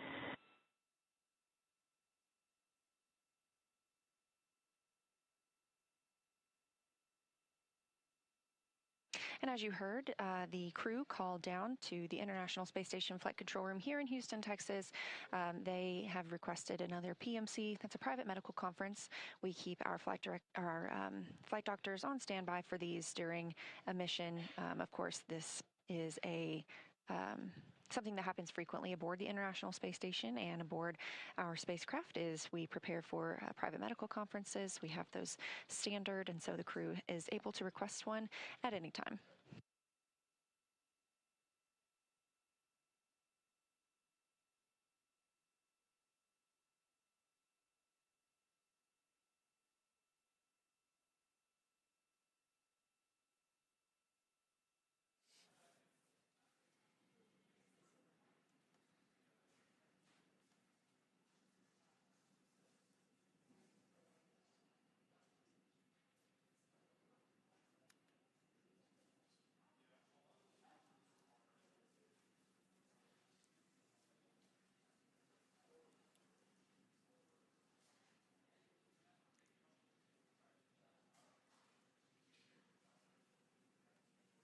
We're continuing to monitor Dragon's approach to the International Space Station. Again, expecting that docking in approximately 33 minutes. That would be at about 12:11 p.m. Pacific time, which is where I'm going to toss it back to SpaceX in Hawthorne, California, and my colleagues Jesse and Sandra. How is it going over there? Thanks so much, Leah. It is going well here in Hawthorne. As you can see on the left of your screen there, that is the Mission Control team here in Hawthorne. And then thank you for giving us all the updates from there in the room on your right. That is Mission Control Houston. We're continuing to monitor approach. As you mentioned, we are targeting an approximate docking at 12:11 p.m. Pacific time today for Dragon Freedom to the zenith port of the International Space Station. At this point, they are continuing to close in on that docking point. They're now 449 meters away. And once they do dock to the International Space Station, they will join a variety of other spacecraft currently docked. In fact, there are 6 other spacecraft currently docked to the International Space Station. That includes NASA's SpaceX Cargo Resupply Mission 33, the 33rd Cargo Resupply Mission, as well as JAXA, or Japan Aerospace Agency astronauts HTV-X1, Northrop Grumman Cygnus NG-23, Soyuz MS-28, which brought up NASA astronaut Chris Williams in November, who we have been mentioning multiple times is going to be prime for monitoring approach and docking today, as well as 2 Progress cargo spacecraft from Roscosmos, Progress 93 and Progress 92. And once we do regain views of the International Space Station, you'll see those various cargo spacecraft on your screen as they occupy the space station's docking ports. And we have been talking quite a bit about milestones that have been achieved over the past few years and months. It seems like we're hitting a lot of firsts in spaceflight, which is great. One of which that I did want to mention is that back in December, for the very first time ever, all 8 of space station's docking ports were fully occupied. So for the first time ever, we did have 8 spacecraft on orbit.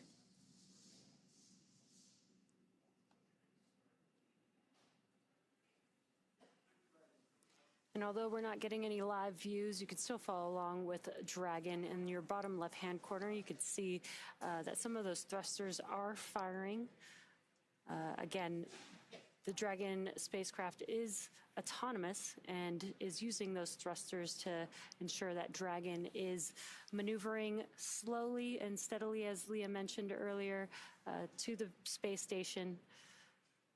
Each one of those little bursts help control the vehicle, orient it in the correct orientation as it's moving towards the locations that it needs to align with the International Space Station's docking adapter. And a view from inside of the Dragon cabin. On your left-hand screen is Commander Jessica Meir, and on your right is pilot Jack Hathaway. Again, as they're monitoring the autonomous vehicle on their display screens. And another view from the Dragon spacecraft looking at the International Space Station. It looks bright here and maybe looks small from this view, but it's actually about the size of a football field, which is pretty large. They've got a lot of space out there in space.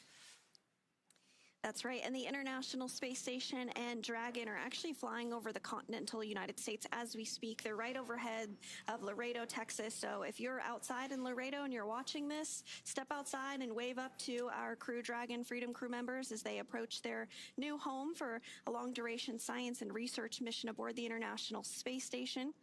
As part of some of the science that the crew will be working on during their expedition, they will be working on an IV fluid bag experiment, seeing if they can take IV fluid from the water processing system on board the International Space Station.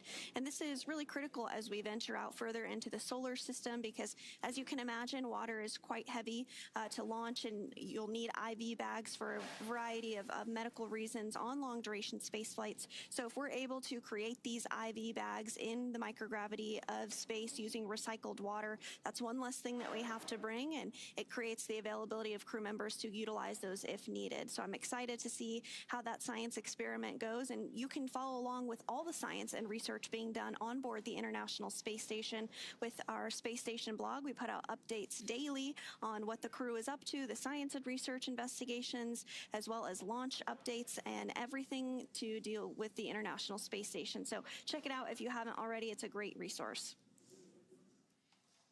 Yeah, it's a great reminder that the International Space Station is a laboratory. This is where they perform all these different science experiments, and again, for many different reasons, but ultimately to make life better out in space, but also here on Earth.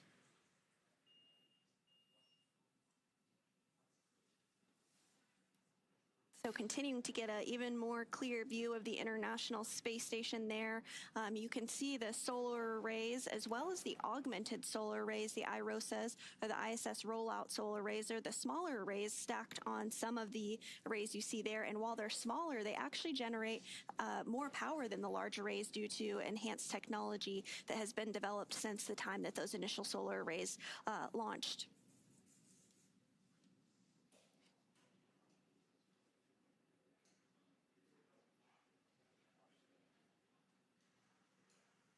And again, in your bottom right-hand screen, you have the graphic for the range. Dragon is currently about 413 meters away from the International Space Station.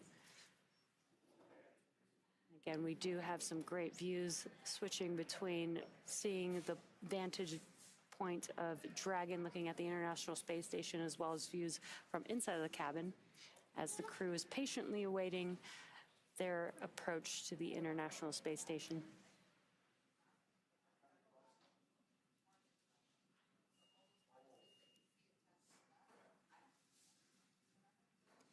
And back inside of Dragon Freedom on your left, that is the commander, Jessica Meir. This is her second space flight, and to her right is NASA astronaut Jack Hathaway. This is his first flight to the International Space Station, and he's serving as the pilot today. And then you can't quite see them, but there are two other members on board Dragon. To the left, European Space Agency astronaut Sophie Adenot, her very first space flight. And to their right is Roscosmos cosmonaut Andrey Fedyaev. This is his second space flight.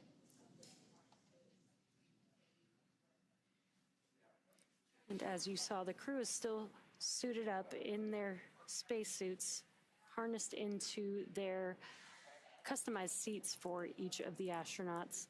And they'll remain in their spacesuits. When we do get closer to the International Space Station, they will close their visors in preparation for docking. And that's just in case of any depressurization during that process. It's just a safety precaution. But if everything goes well, they will dock to the International Space Station, get out of those seats, and get out of their suits and get comfortable before they're able to float their way onto the International Space Station. And so we did reach waypoint 0, which means that Dragon is 400 meters directly below station. And we are continuing to see views of it now coming from Dragon of the International Space Station, as well as there's a view of Dragon from the International Space Station as it continues its approach, now less than 400 meters away.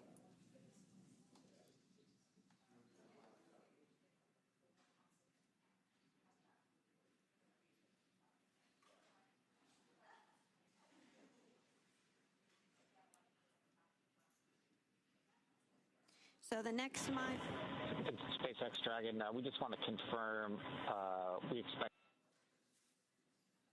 and when do we think we're going to get to go for suit docking? A firm docking at about 2011. Go for suit docking will be immediately following hard capture complete, approximately 10 minutes later. Okay, that's what we're talking to. Appreciate it. All right, copy. And I think that's all of our questions. Copy. We are back on Dragon to ground.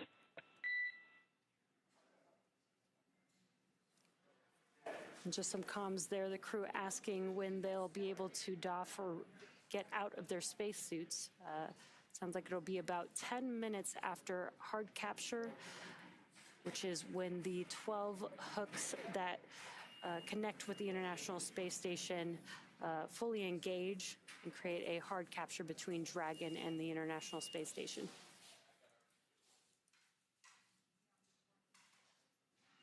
And so on those tablets that you do see on your screen there, the crew is looking at procedures ahead of the upcoming docking targeted for an approximate time of 12:11 p.m. Pacific time today. And so they're reviewing those procedures as they near that, making sure that everything is fresh in their mind. And in addition to tablets, the crew actually had the opportunity to bring iPhones with them on board the flight for the very first time. So they'll be able to capture some imagery of the Earth, of themselves, of what they're doing as they are living and working aboard the International Space Station. And I'm looking forward to seeing all that they'll be able to capture with a camera in their pocket, just like all of us here on Earth. There are high-definition cameras on board the International Space Station as well that the crew receives training on. As part of their training ahead of their launch, but I think it will be nice to see the imagery that is maybe a little bit quicker just to grab and point and click. Yeah, I think that's really exciting that they'll be able to almost act like us here on Earth with their personal cameras with them, personal phone, and be able to, capture life on the International Space Station from each of their perspectives. I think that's going to be really awesome to see. Yes, absolutely. And we did mention the Space Station blog a little bit earlier. We share photos that the crew captures on orbit there, as well as we have a variety of Flickr accounts where you can check out that, as well as social media. So I do encourage you to follow along. Some of my favorites are to see the aurora of the Earth as the crew is able to capture that, as well as imagery of the moon that they can capture from the unique vantage point of the International Space Station. Particularly exciting for us at NASA as we are targeting the Artemis 2 flight, a 10-day test flight around the moon to test out the Orion spacecraft and its systems ahead of a future lunar landing mission. So it'll be very cool to see that. And then also another exciting data point for this particular flight is we are planning to have a ship-to-ship call between the Orion spacecraft and the International Space Station. So Crew-12 will be able to participate in that ship-to-ship call during their mission. Yeah, it's going to be awesome for the astronauts to be able to talk to each other at different places while they're in space.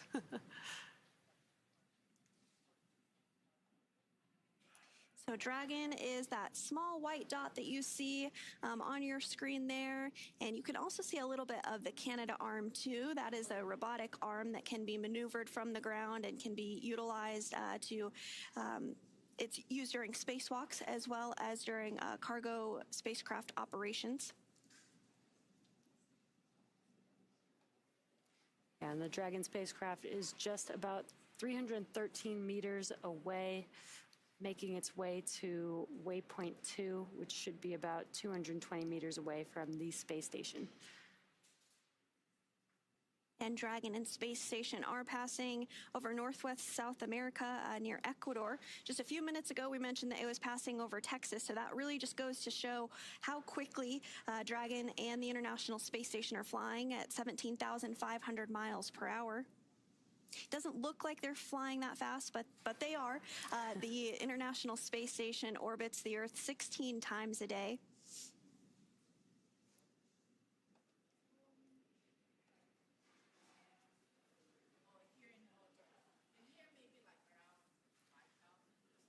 And again, it doesn't look like it's doing much from this view, but you can follow the Dragon thrusters in your bottom left-hand corner with that graphic. You can see that the thrusters are firing as needed to maintain the trajectory that it needs to approach the International Space Station.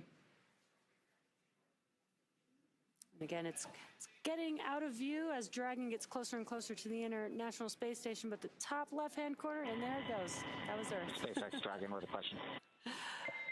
SpaceX is here on Dragon to ground.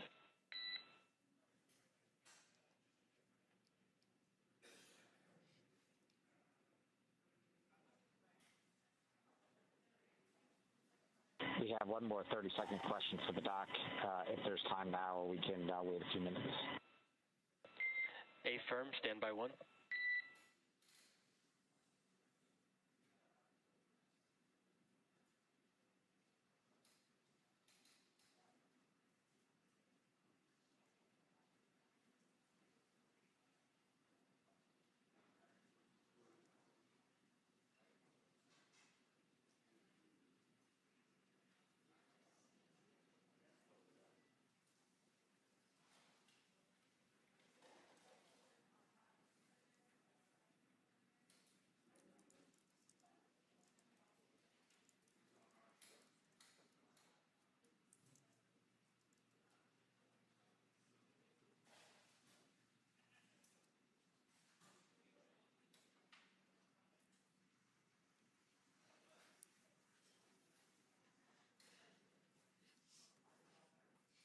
And as we continue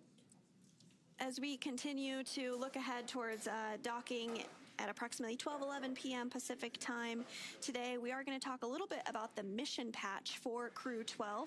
Most people are familiar with the idea of a mission patch, but you might not know how they come to exist. For decades, crew members have worked together to develop the patch for their mission, determining which aspects of the mission they want to highlight.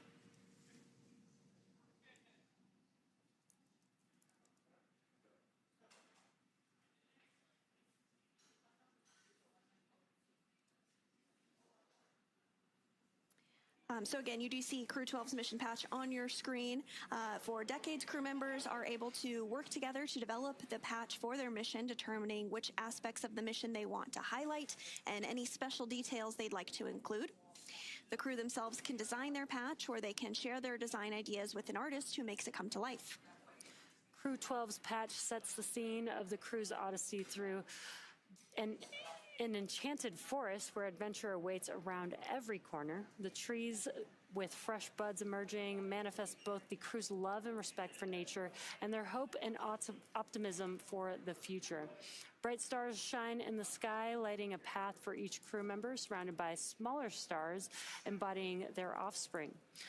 A mythical dragon breathes fire to fuel the trajectory of Dragon and set this crew on their mission to the International Space Station, invoking the delicate balance and connections between living things and the technology that supports them, and the spirit of partnership between NASA and SpaceX.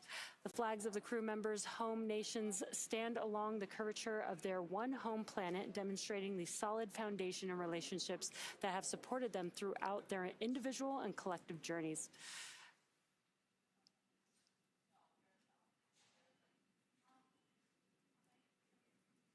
And a great live view from the International Space Station. As you can see, Dragon is much closer, and you can actually see a very, very clear view of that forward bulkhead with the nose cone open, exposing the GNC. That is what is help guiding Dragon as it approaches the International Space Station. And there are 3 configurations that Dragon can have. Today's configuration is, of course, to dock to the International Space Station, but there's also a configuration where that forward bulkhead is a window, as well as the availability for that to be opened up as part of spacewalks that can occur. Yeah, it can have the Skywalker setup, which is basically aids, mobility aids during a spacewalk on Dragon. And the cupola, the window, as Sandra mentioned, as Skywalker, are both used for free flyer missions. But since this mission is to the International Space Station, we do need that docking adapter. That's actually where Dragon SpaceX on the Big Loop, approach 1 and soft capturing extension will begin shortly. Dragon will continue approach to waypoint 2. Copy.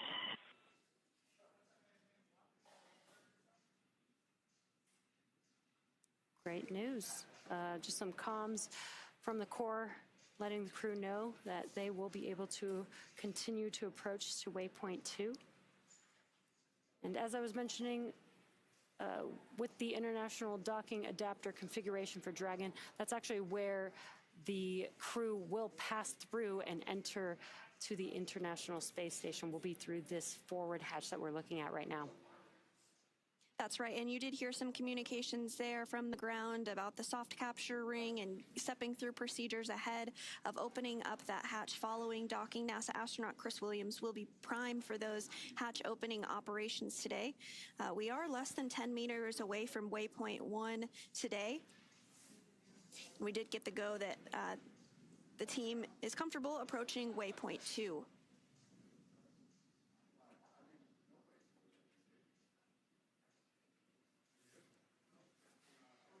Currently, Dragon Freedom and the Crew-12 crew are about 221 meters away from the International Space Station. Waypoint 2, just to give some perspective, is just about 20 meters away from the station. And once we get to waypoint 2, the vehicle, the Dragon spacecraft, will align itself with the docking adapter in preparation for that final approach for docking. Again, expected at 12:11 p.m. Pacific time, just about 12 minutes away. Station Houston on the Big Loop. Please monitor approach per step 3 of 1.102, Dragon approach and retreat monitoring. Chris, let us know when your review is complete and when you are ready for docking. Station copies all, picking up step 3, 1.102. You got it. Good read.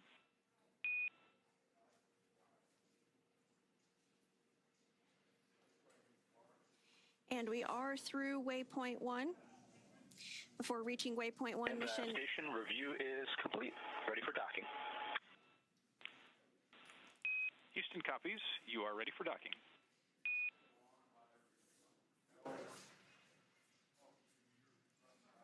And again, some good communications, everything looking good for docking, targeted here at approximately 12:11 p.m. Pacific.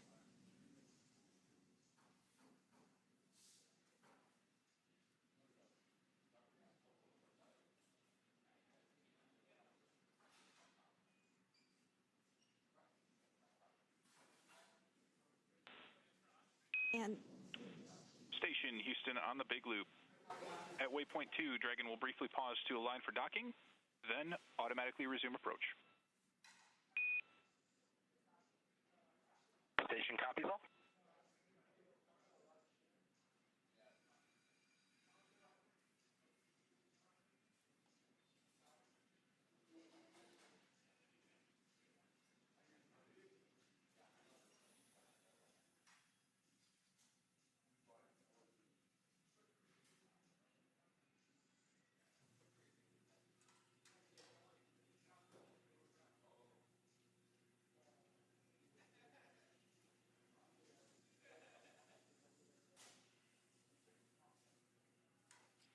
At this point, we have passed through waypoint 0 as well as waypoint 1. Initial contact between Dragon and the International Space Station is expected at about 12:11 p.m. Pacific time or 3:11 p.m. Eastern. And before reaching waypoint 1, mission operators conducted a go, no-go poll to allow Dragon to begin its approach to waypoint 2, which is located inside the keep-out sphere about 20 meters away from the space station. as mentioned previously, all visiting vehicles take this phased approach to station, stopping at predetermined gates for teams to run quick checks on vehicle performance before approaching station. When it comes to bringing two spacecraft together, slow and steady really does win the race, as docking operations require a great deal of precision to make sure we're keeping the spacecraft and the crew safe.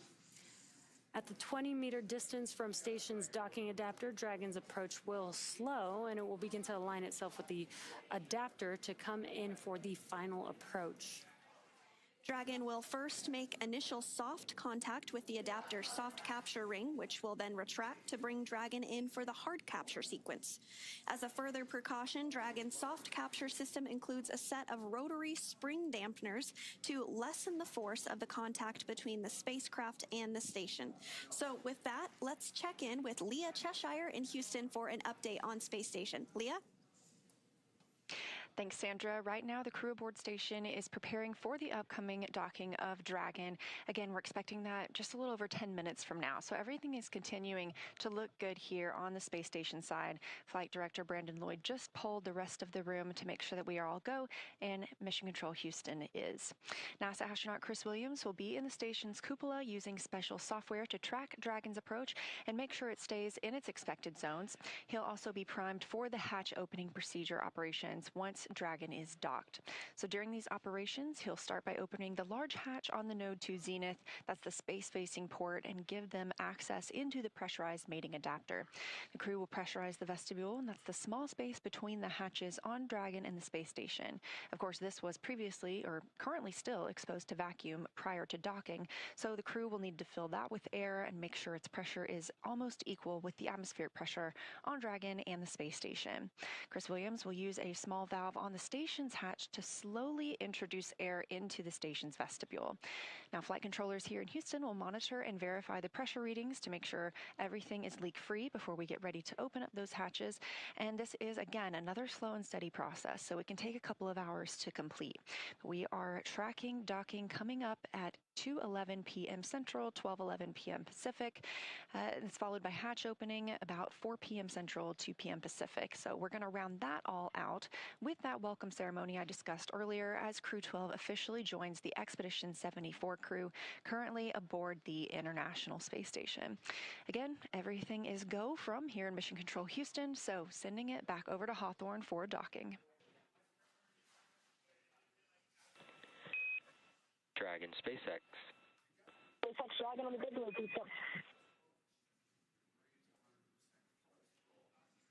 SpaceX Dragon on the big loop. Visors down.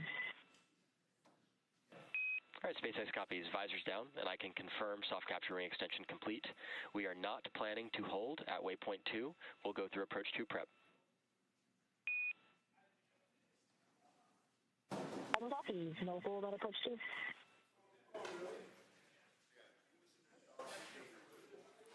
Just another indication that we are getting closer and closer to docking. We did hear that call out that they can put their visors down. This fully seals their suits in preparation for the official docking to the International Space Station. Now we are at 110 meters away from the International Space Station, and waypoint 2 is up next, and that will put Dragon only 20 meters away from the space station. From here, the spacecraft will focus on aligning its docking system with the International Docking Adapter. Dragon SpaceX on the big loop. We did copy that the visors are down, looking for confirmation that crew are ready and go for approach 2.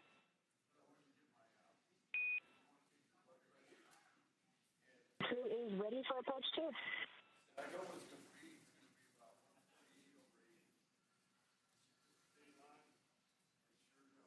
And with that, we did get confirmation from NASA astronaut and the commander of Dragon Freedom that the crew's visors are down on their spacesuits and that they are go for docking now less than 100 meters away from the International Space Station. Approximate docking time today that we are tracking is 12:11 p.m. Pacific, so just minutes away from now. They are approaching waypoint 2 now. It should only take a few minutes, 2 or 3 more minutes. You can follow along with the distance. It was moving pretty slow, but now you can see the range there in your bottom right-hand corner, almost at 80 meters away from the International Space Station. And just prior to docking, you will hear a call out for CHOP, which stands for Crew Hands Off Point. That occurs. Dragon SpaceX on the big loop. Ground is go for approach 2, and we'll be enabling approach 2 shortly.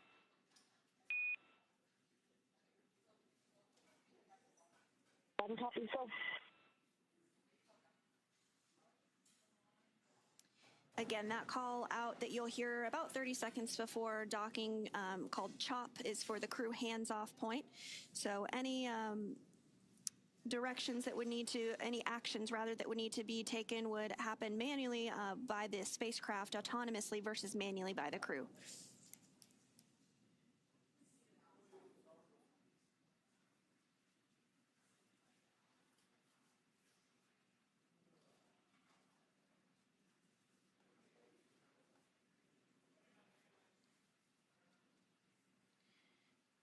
Dragon now closing in on 60 meters away from the International Space Station. As it gets closer, we get a clearer and clearer view of the Dragon spacecraft. Again, you can still see some of those thrusters are firing with the graphic in your bottom left-hand screen. And in addition to the nose cone being open, we can see a portion of Dragon's trunk there, and that black portion on the upper left of your screen there is actually the solar arrays on Dragon. Yeah, we actually use that during flight to help power the vehicle.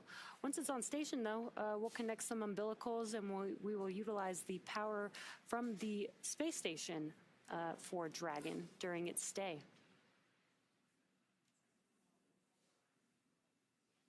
So the next milestone that we are looking ahead towards today is the arrival at waypoint 2, which is when Dragon Freedom is 20 meters away from the International Space Station. As you can see on your screen there, we're now 41 meters away. Just a couple minutes away from docking. We call docking when the Dragon spacecraft first makes contact with the International Space Station, again expected for 12:11 p.m. Pacific time.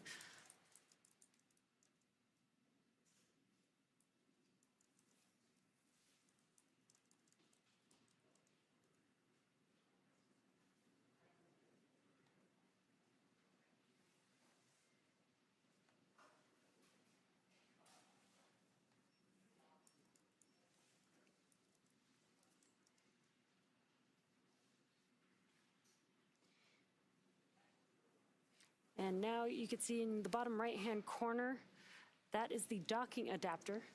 So you can follow along when we make that soft capture with the hooks in the soft capture, as well as hard capture with there's 12 hooks that will connect with the International Space Station to lock it in.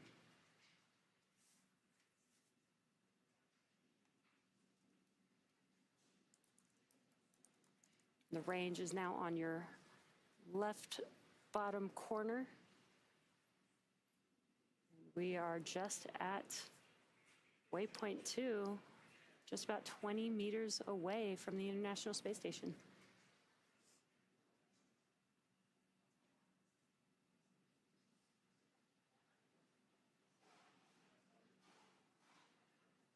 You can see all those thrusters firing on the Dragon spacecraft to maintain alignment with the docking adapter just right before we approach. They are doing a very short pause here at waypoint 2, holding until the Dragon spacecraft automatically begins the approach for docking. And you can start to see Dragon be eclipsed by a bit of a shadow here. That is because we are actually passing over the terminator line. And that is when the distinction between night and day occurs as the International Space Station orbits the Earth. All players, this is Houston on the Big Loop. Dragon is on final approach and is go for docking. Please monitor per steps 5 and 6 in 1.102. Dragon approach and retreat monitoring.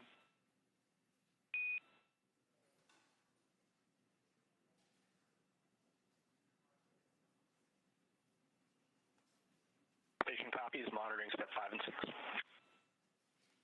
Great news.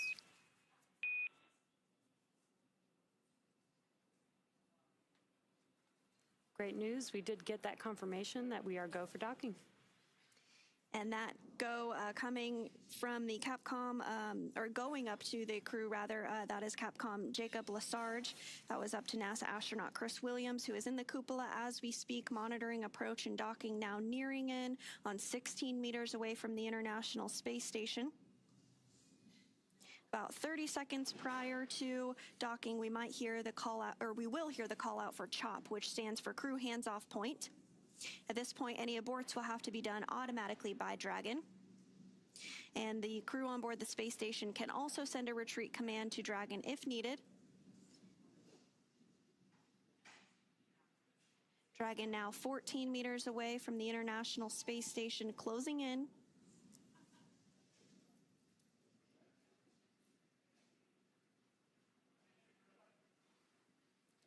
Again, what you can expect after Dragon makes contact with the International Space Station is that 12 hooks will be deployed, 6 at a time.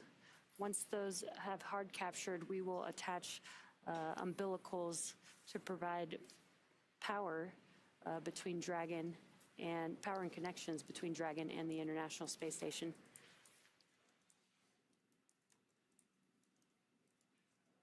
Meters. Copy, 10. Just hearing some call-outs between the crew and the core of the distance between Dragon and the International Space Station, just under 10 meters.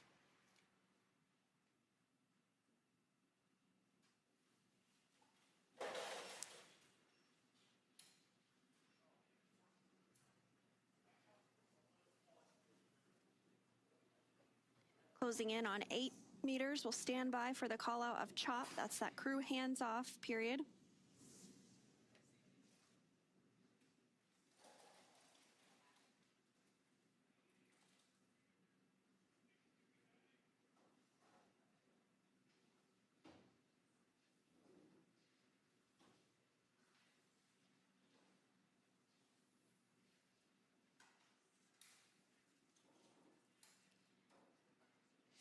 Freedom is approaching 5 meters away from the International Space Station.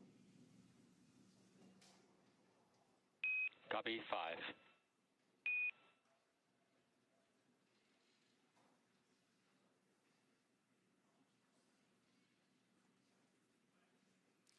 You can now clearly see on your screen the docking adapter on Dragon as it's approaching the International Space Station. A great view from the International Space Station. You can see the short distance between Dragon, just 3 meters away.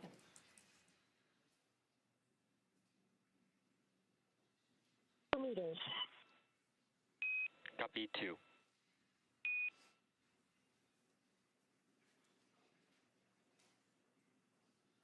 Continuing to close in. 1 meter.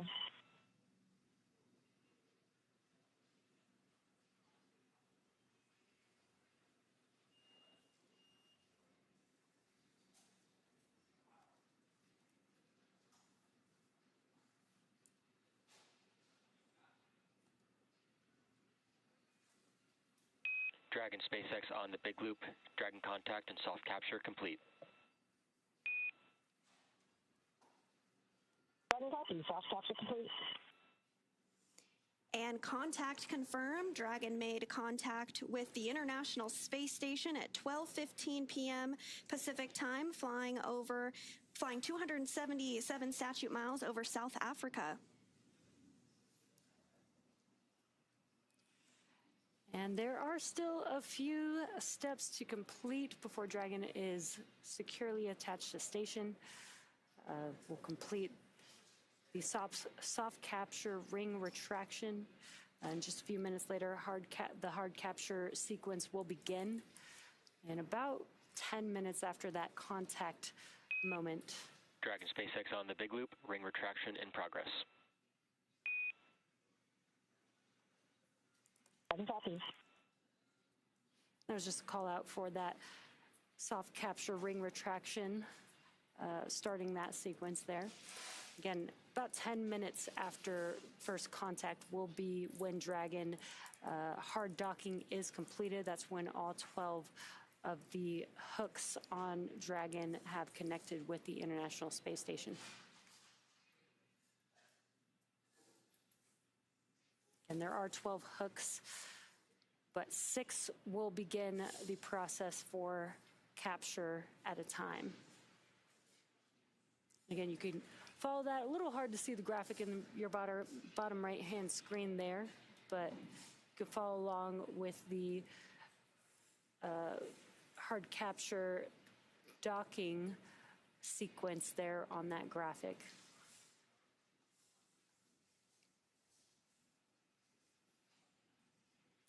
And there, that's a little bit better view of that bottom right-hand corner hard capture graphic there.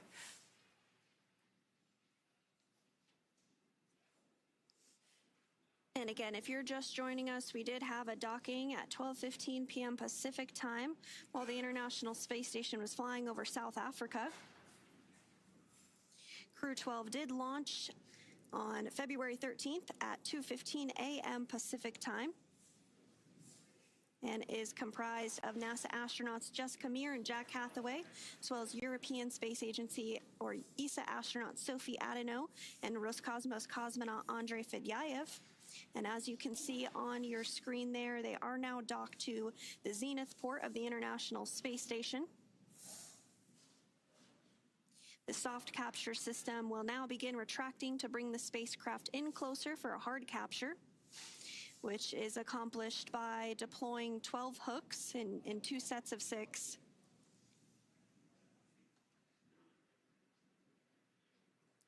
And the crew is still seated in their seats all the way through hard capture. Once the vehicle is hard docked to the International Space Station, they can get out of those seats and actually doff their suits and get a little bit more comfortable inside the Dragon spacecraft as they wait for the hatch to open to the International Space Station.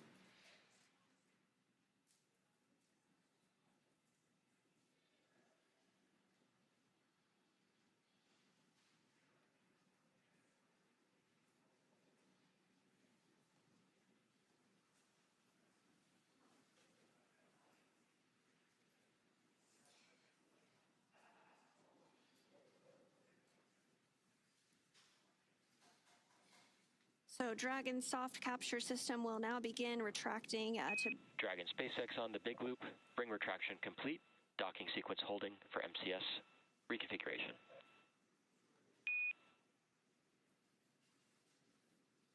Copy. And you did hear that confirmation that the soft capture retreat is complete. Next up will be hard capture, which is accomplished by deploying 12 hooks, 2 sets of 6 hooks to firmly hold Dragon in place. And that process does take about 15 minutes or so. Then once all docking events are successful, flight controllers will configure Dragon for docked operations and connect power and data to the spacecraft.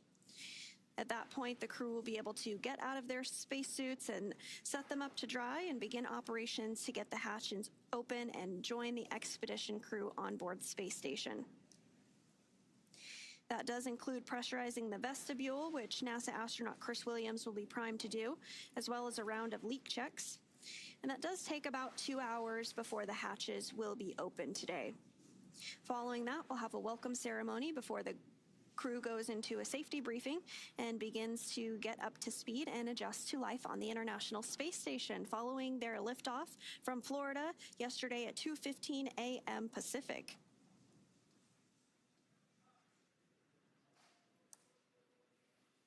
It's been an approximately 34-hour rendezvous for Crew-12 following their liftoff. They did dock today at 12:15 p.m. Pacific while flying south of South Africa.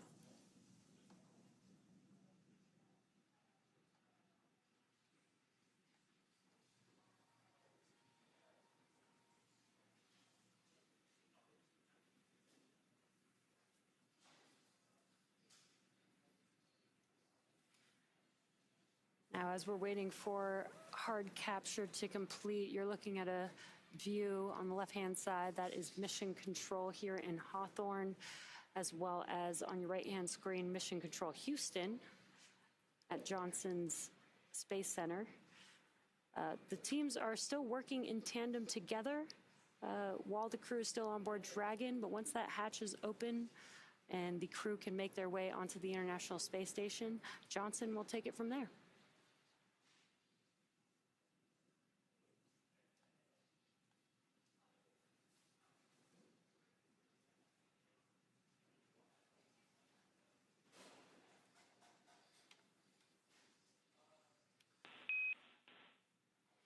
Station Houston on the big loop.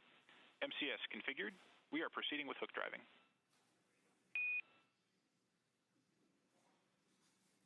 Station copies. Great news. That means that the hard capture sequence is now beginning. This takes just a few minutes, about 4 minutes, to complete that hard capture. It'll be 6 hooks at a time for 12 hooks total to complete that hard docking.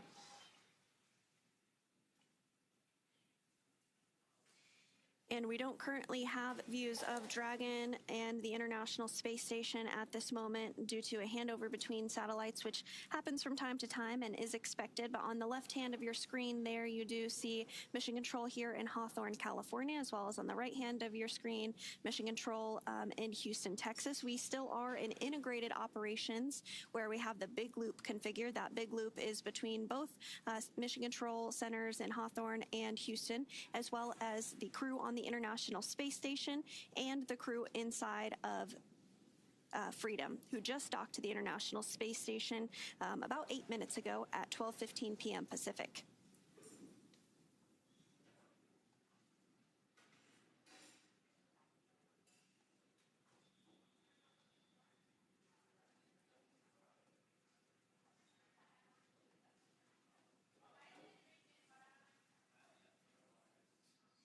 Hooks are continuing to drive and work through the procedures for that hard mate between Dragon, Freedom, and the International Space Station. With Freedom now docked to the International Space Station, there are 7 visiting spacecraft on board.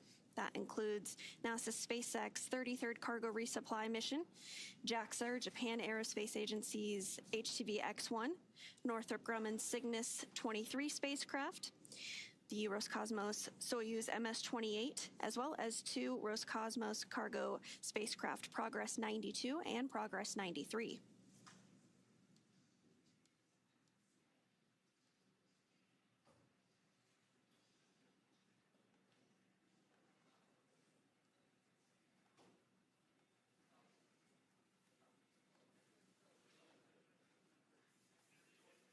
And as Sandra mentioned, we don't have any live views at this moment, so we are just waiting for confirmation of the hard capture, that is the 12 hooks latching on to the International Space Station. We should just have a couple minutes left in that sequence. We'll wait for that call out for that confirmation.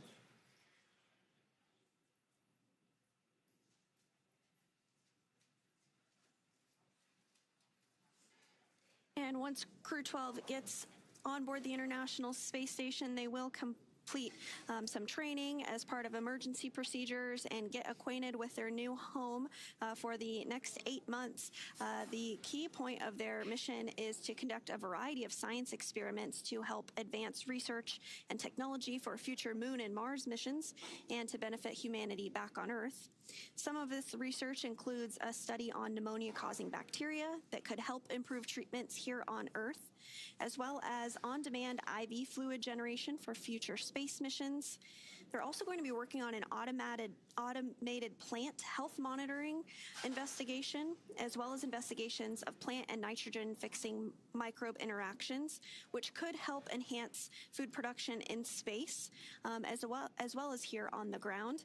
As we think about long-duration missions to the Moon and Mars, growing our own food is going to be critical, as it may not always be possible to send cargo space flights up. So this investigation could lead to improved plant growth on board the International Space Station and then eventually onto the Moon and Mars.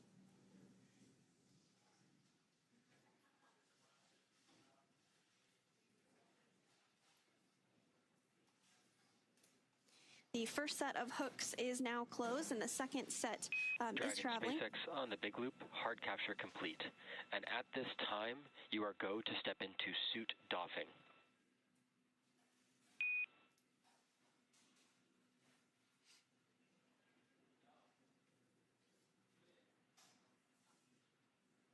At Gentle Contact, we have bridged the legacy of humankind's continuous presence in space, spanning more than 25 years at this very site. The International Space Station is more than a structure. It is a promise kept, decades in the making, built by nations, sustained by trust and partnership, and powered by science, innovation, and curiosity. As we look back at Earth from these windows, we are reminded that cooperation is not just possible, it is essential. Up here, there are no borders, and hope is universal. to thank the teams at NASA, SpaceX, ESA, CSA, JAXA, and Roscosmos. Your work has guided us safely here across the vastness of space to this outpost where all of humanity lives and learns together. Crew-12 is honored to join our Expedition 74 friends and colleagues, Sergei Kuznetsov, Sergei Mikhaev, and Chris Williams, to add our chapter to the story of the International Space Station. Et maintenant, un mot pour les Français. Bonjour les Français depuis la capsule Dragon SpaceX avec l'équipage Crew-12. Un grand merci à toutes les équipes de SpaceX, de la NASA, de l'ESA, du CNES, de Roscosmos, de la CSA et JAXA qui contribuent directement au succès de cette mission. Nous venons nous amarrer à la Station spatiale internationale après 34 heures de vol libre. Tout se passe de manière nominale et la Terre est vraiment, vraiment belle depuis là-haut. Merci à vous de votre soutien et de votre enthousiasme. Ça nous fait chaud au cœur. Je suis fière d'embarquer la France et l'Europe dans cette incroyable aventure qui dépasse les frontières. Comptez sur moi pour en partager toutes les étapes avec vous et faire briller les étoiles dans les yeux des Français. Prenez soin de vous et à bientôt. Over to Andrey. Отличная работа, ребята. Всем большое спасибо. Grateful to be on board and we're ready to get to work.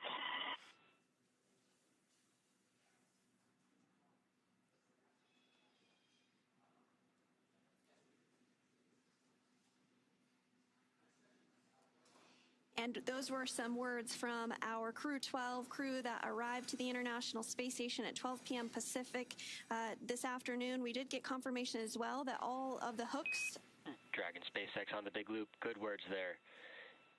We're going to continue monitoring the docking sequence, and I'll maintain awareness with you. You are go to DOS suits per 4.012 and begin cabin configurations in 4.400 in parallel. For awareness, we will have big loop comms only until 2038. So again, we're big loop comms only. And at this time, I can report docking complete.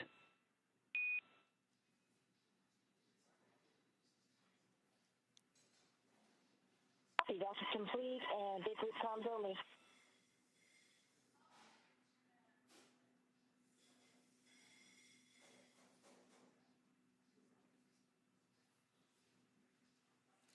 Great news. Docking is officially complete. Now that Dragon has completed its docking sequence, the spacecraft must undergo a handful of checks before the hatch is opened. The crew on board Dragon will now get a chance to get out of their suits and get comfortable before moving into hatch operations. That's right, and things will be picking up inside the space station too as NASA's Chris Williams gets the hatch on the station side ready to be opened and starts pressurizing that area known as the vestibule between the Dragon and station hatches. With Dragon docked, that's going to do it for us here in Hawthorne, but our coverage for Crew-12 won't stop here. In a minute, we're going to toss it over to Leah in Mission Control Houston to take us through the vestibule depressurization and hatch opening, when we'll see NASA astronauts Jessica Meir and Jack Hathaway, European Space Agency astronaut Sophie Adenot, and Roscosmos cosmonaut Andrey Fedyaev float into the International Space Station. But first, let's have a quick recap here. They got suited up and took a very short ride to the launch pad, ingressed on Dragon, and then yesterday, February 13th at 2:15 a.m. Pacific time, 5:15 a.m. Eastern, the 9 Merlin 1D engines ignited and Falcon 9 lifted off from Space Launch Complex 40, beginning Crew-12's journey to the International Space Station. Our Stage 1 vehicle came back down to Earth and landed at our newest recovery site, Landing Zone 40 at Cape Canaveral Space Force Base. Dragon then separated from Falcon 9's second stage, allowing Dragon to fly free with Crew-12 on board. We had a good nose cone deploy, as well as completed 5 major burns on Dragon, and then docking was confirmed today at 12:15 p.m. Pacific, 3:15 p.m. Eastern Time today, February 14th, 2026. And you can follow at SpaceX on X and NASA on social media for real-time updates. Thanks again for watching. Go NASA, go SpaceX, and go Crew-12. And for those of you watching on X, please head over to NASA Plus to follow the coverage live. Thanks for being with us today, Sandra. It was great to have you. And thank you to everybody for tuning in. Now over to Leah Cheshire at NASA's Johnson Space Center in Houston to continue sharing the mission as the crew prepares to board their home for the next several months, the International Space Station. And thank you once more. And for those celebrating Valentine's Day today, we truly hope your day is out of this world.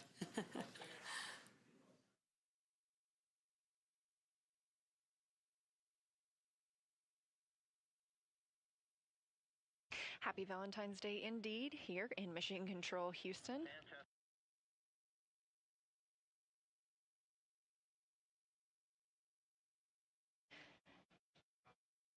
Again, it was an exciting moment for all of us here in Mission Control Houston following Dragon's docking at 2:15 p.m. Central Time while flying 277 statute miles south of South Africa.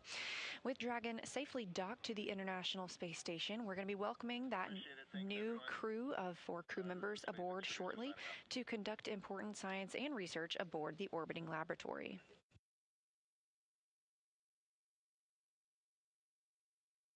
As we've been discussing, NASA astronaut Chris Williams is prime on the space station side for these upcoming and ongoing operations. He's securing some hardware and then moving right into those hatch preparation operations. First thing he will do is open the large hatch at the Node 2 Zenith. That's where the Dragon spacecraft docked today and where they will remain until they get ready to go home several months from now. That Zenith port is the space-facing port on the International Space Station, and opening that hatch will give Williams access inside the pressurized mating adapter. The team will work to pressurize the vestibule. That's the small area between the Dragon and the space station hatch. It is now no longer exposed to the vacuum of space, but it needs to be filled with air and make its pressure nearly equal to what is aboard the station and Dragon. So Chris Williams is going to use a small valve on the station's hatch and slowly introduce air into that tiny space, the vestibule. The flight controllers here at Mission Control Houston are monitoring these operations as well as that pressure and the temperature readings inside. We're going to pause for a leak check once they have filled that space with air and then get ready to open up the hatches. This is a process that takes a little bit of time. We expect it to take about an hour and a half, maybe 2 hours to get everything pressurized and checked out before we open those hatches, and we're targeting 4 p.m. Central Time for that. We will be live here the entire time and can't wait to see that crew float through the hatch. Once we open the hatch, the crew will configure Dragon for their on-orbit operations, and they will complete the space station safety briefing. This is the first order of business for a crew when they arrive on the space station, and they will be participating in that with the 3 crew members who have been living and working aboard the orbiting laboratory. Just before that safety briefing, though, we will get to hear from the crew themselves in their welcome ceremony. And shortly after the safety briefing, the USOS crew members will transfer some emergency equipment from Dragon to the space station. They'll also participate in a little bit of a crew handover period. We usually have another commercial crew aboard the International Space Station when we have a new crew dock. Crew 11 returned a little bit earlier than planned last month, so they have completed a lot of their handover here on the ground, and this will allow the crew that's living aboard the space station to get the new crew members up to speed with what's been happening. We'll get into the evening on the space station at that point, and that'll be the crew's pre-sleep and sleep period. Again, the International Space Station operates in GMT, and so it is currently 8:46 p.m. if you are living and working on the space station.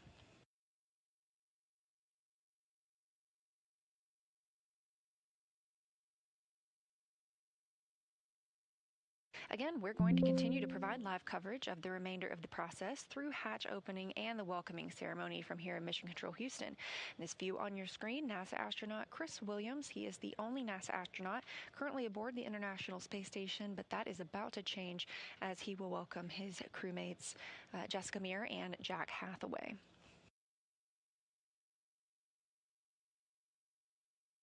The other 2 crew members currently living on the International Space Station that arrived on Soyuz MS-28 with Williams are Sergei Kudzverchkov and Sergei Mikhaev. And again, our Crew-12 crew joining us today, NASA astronauts Jessica Meir and Jack Hathaway, ESA astronaut Sophie Adenot, and Roscosmos cosmonaut Andrey Fedyaev.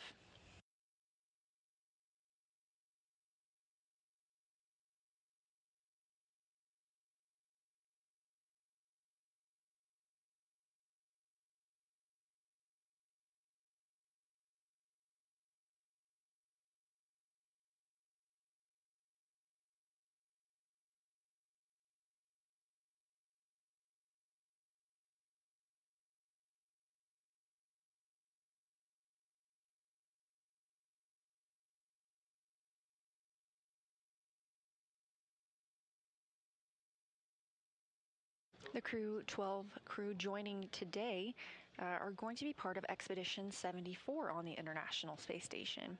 That began on December 8th, 2025. It'll continue through the departure of the Soyuz MS-28 crew later this year. And as we have discussed previously in this broadcast, we are celebrating 25 years of human presence aboard the International Space Station, meaning if you are under 25 years old, there has never been a day in your life that all humans have been on the Earth. We've always had somebody living in space.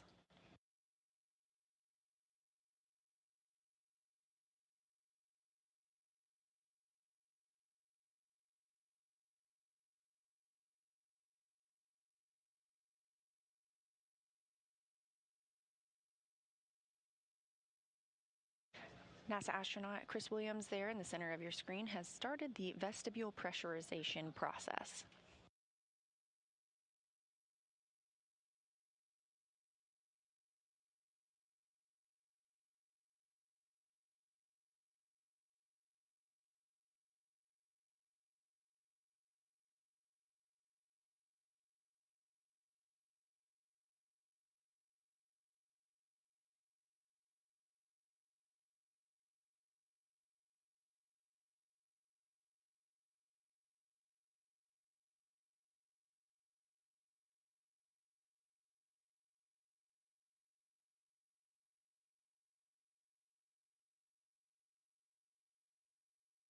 We are in a handover period aboard the International Space Station. We hand over our satellites from in the tracking and data relay satellite system. So these are all monitored and expected handover periods. We'll regain communications with the International Space Station very shortly.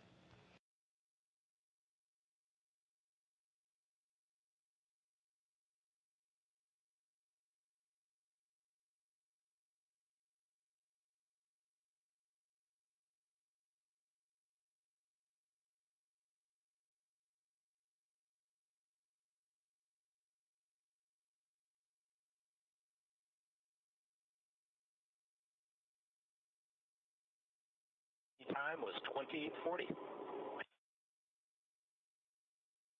Houston copies 2040 and we have regained those video communications with the space station. Again, this view looking into the Node 2 Zenith or space-facing hatch and port. That is where Crew-12 docked in the SpaceX Dragon spacecraft at 2:15 p.m.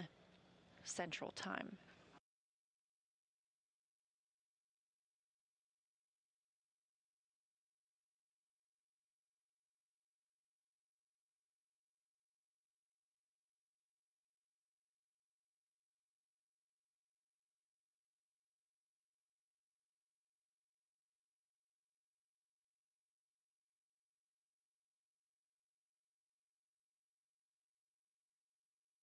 NASA astronaut Chris Williams did begin the vestibule pressurization process. Again, the vestibule is that small space between both the space station hatch and the Dragon hatch. And that area was previously exposed to the vacuum of space, so we have to introduce air from the space station side to make it equal to both of those atmospheres.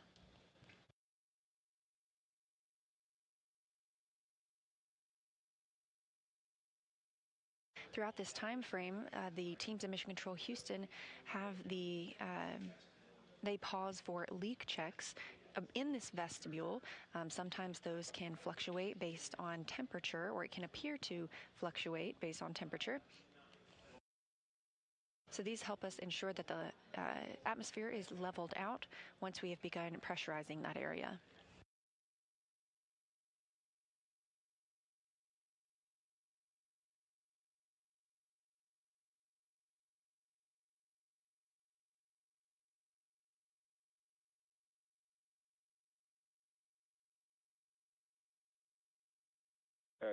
Just a moment ago, we saw a glimpse of Roscosmos cosmonaut Sergei Kutsverchkov, one of the two cosmonauts and one of the two Sergeys living aboard the International Space Station, the other being Sergei Mikhaev.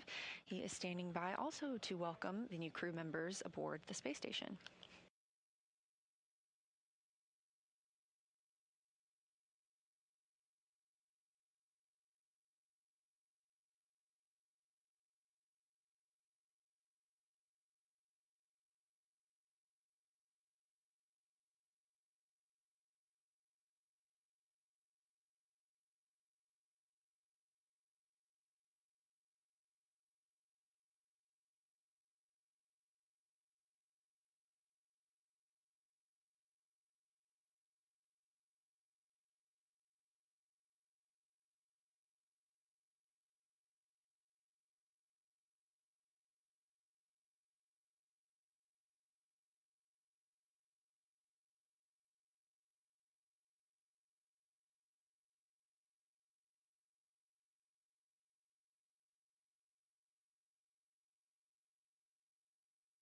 SpaceX Dragon, come check on Dragon to ground.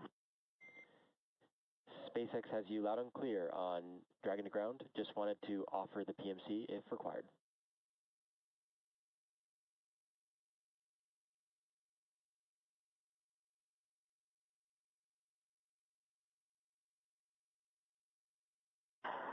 So, suggestion is to set up the PMC, but for now, procedure in work. No questions yet, but please prepare.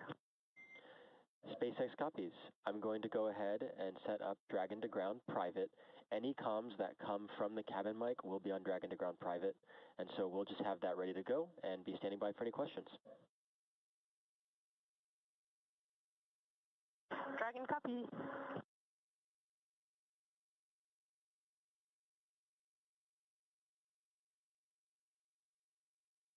That voice coming from inside Dragon is ESA, or European Space Agency astronaut Sophie Adenot. She is a French astronaut.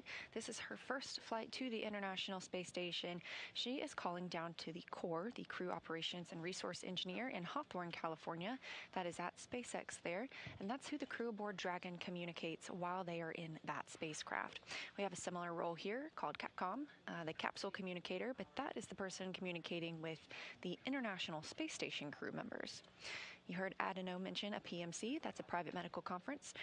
We typically schedule these for the crew throughout their mission, and the crew also has the opportunity to request one at any time.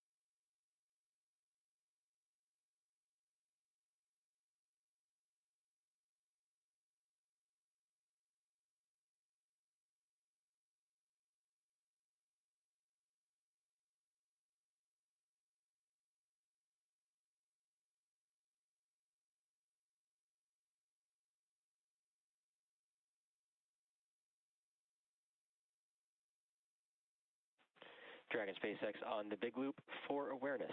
ISS power connection established.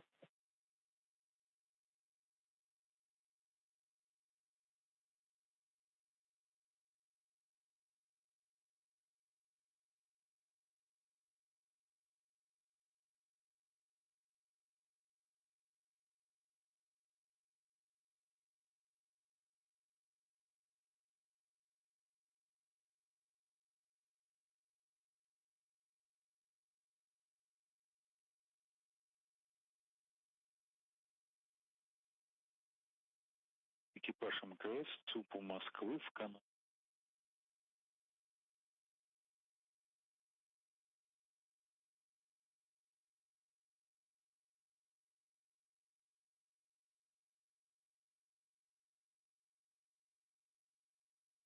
Again, if you're just joining us, we are live here in Mission Control Houston at Johnson Space Center, where we have been monitoring the arrival and docking of the Crew-12 mission to the International Space Station. Dragon docked to the Node 2 Zenith, or space-facing port, at 2:15 p.m. Central Time today, February 14th.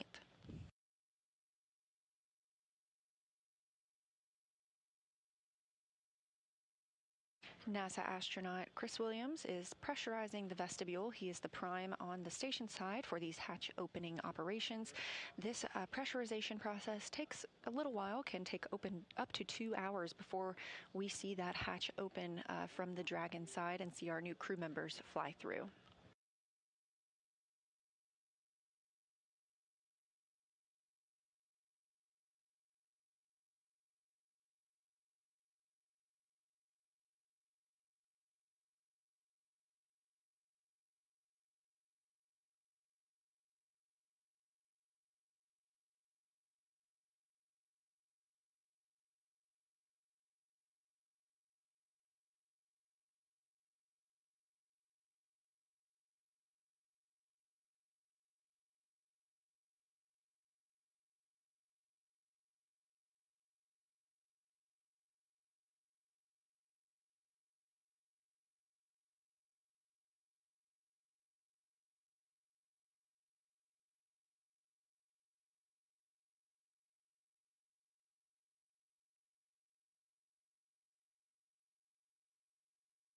Two views. On the left side of your screen, you have the Dragon spacecraft docked to the International Space Station, and you just saw the lighting change a little bit. We are preparing to cross over that terminator line, the difference between day and night on the space station. Again, Dragon docking at 2:15 p.m. Central Time. And it's currently flying over the border between North and South Korea, 260 statute miles over Earth. The International Space Station travels 17,500 miles per hour. That's about 5 miles a second, and sees 16 sunrises and sunsets a day. And if you've been watching throughout the broadcast, you've probably noted a few of those.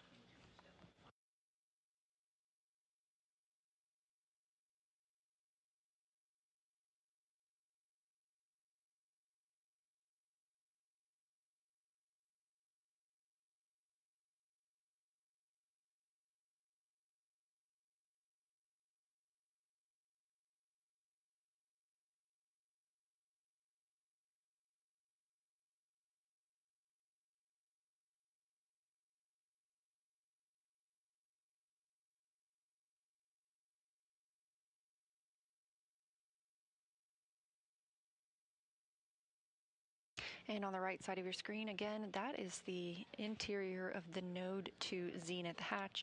That's where Dragon is docked, just on the other side. NASA astronaut Chris Williams is pressurizing the vestibule, the small space between both the Dragon and the space station hatch. We are conducting leak checks as standard procedure. This helps us ensure that the pressure is equal in that space and is not caused by any temperature fluctuations.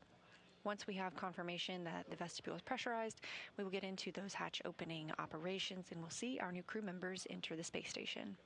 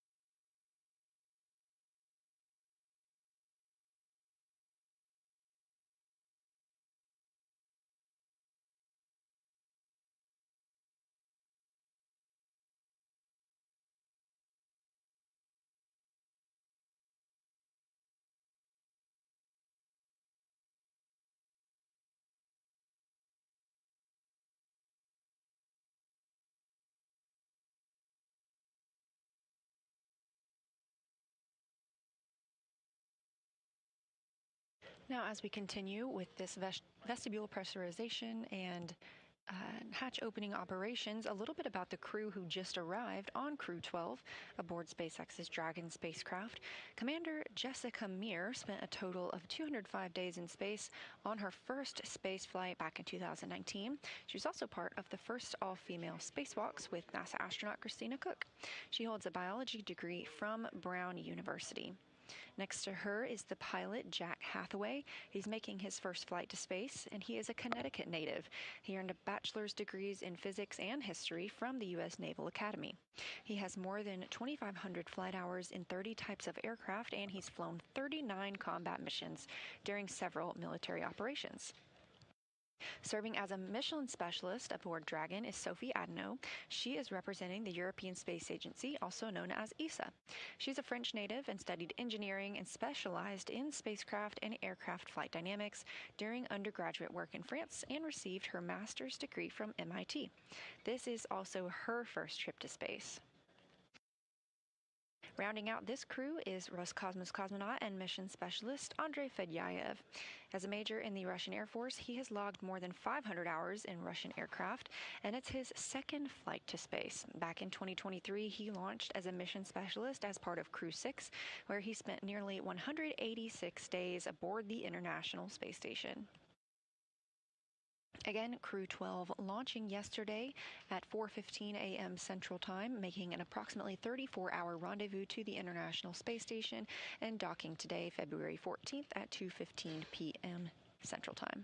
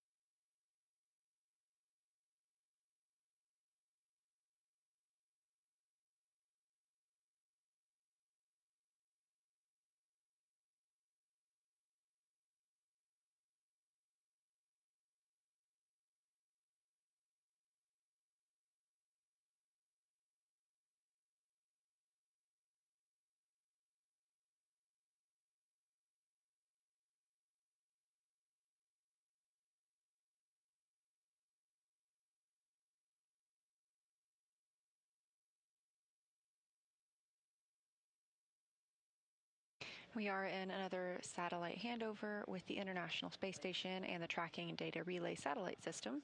We will expect to regain those video communications, let's see, in about 5 minutes.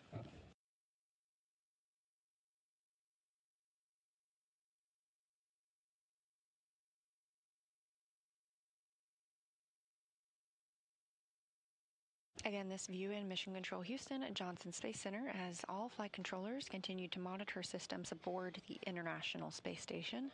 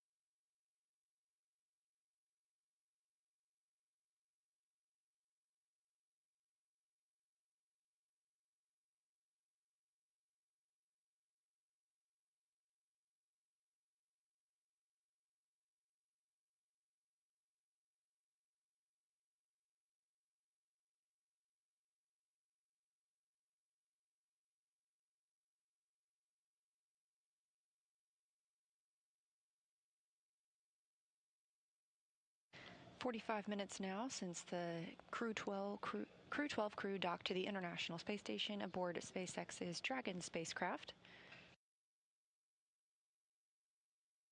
We are in the vestibule pressurization portion of the timeline. After that vestibule is pressurized, NASA astronaut Chris Williams will open the hatch on the space station side. The crew on the Dragon side will open their hatch, and we will welcome 4 new members to the International Space Station crew.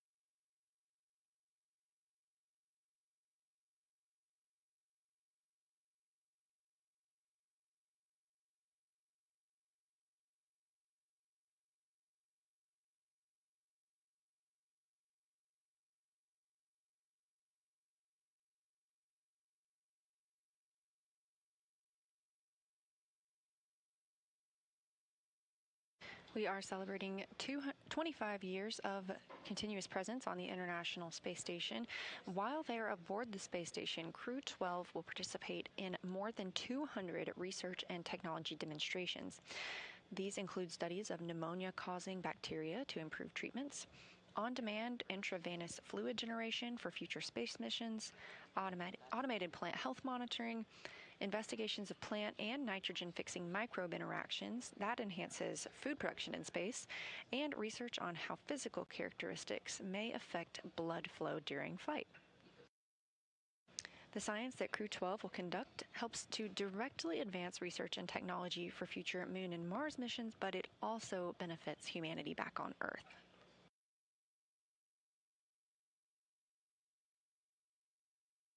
In that 25 years of continuous human presence on the space station, over 4,000 research investigations have been conducted. That includes work from over 5,000 researchers in 110 countries.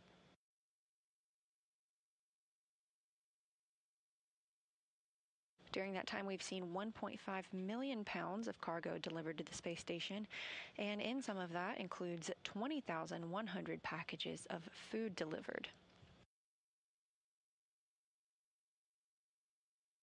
Those cargo resupply missions also provide those research experiments that the crews work on, as well as fuel for the International Space Station reboosts. On the right side of your screen, NASA astronaut Chris Williams. This is his first space flight. He launched last year on the Soyuz MS-28 rocket.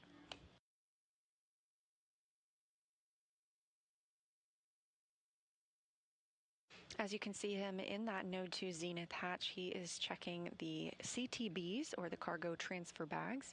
These are how items are stored aboard the International Space Station, and if you look closely, you can see they're each numbered, and each bag stores a different variety of items. We do have flight controllers here on the ground that track the location of every single item aboard the International Space Station, so that when a crew needs something, they know exactly where to tell them to look.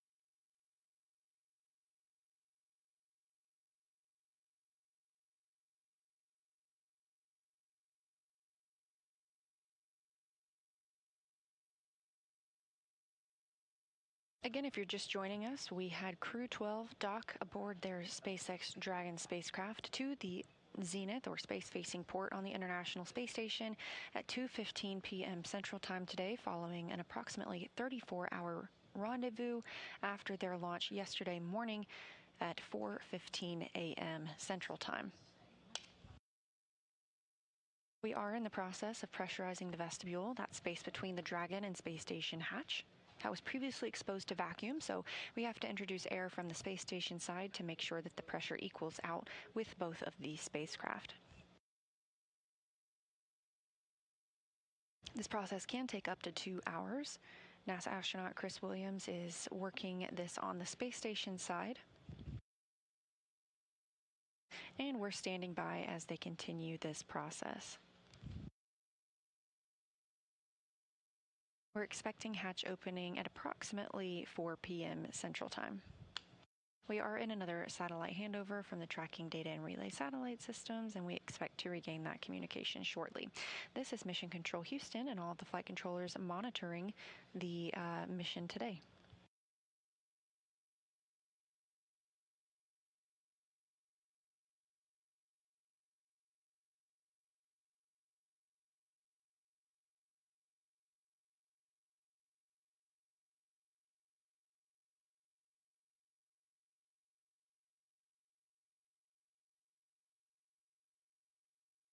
The International Space Station and Dragon are currently flying approximately 259 statute miles over the North Pacific Ocean, west off the coast of California.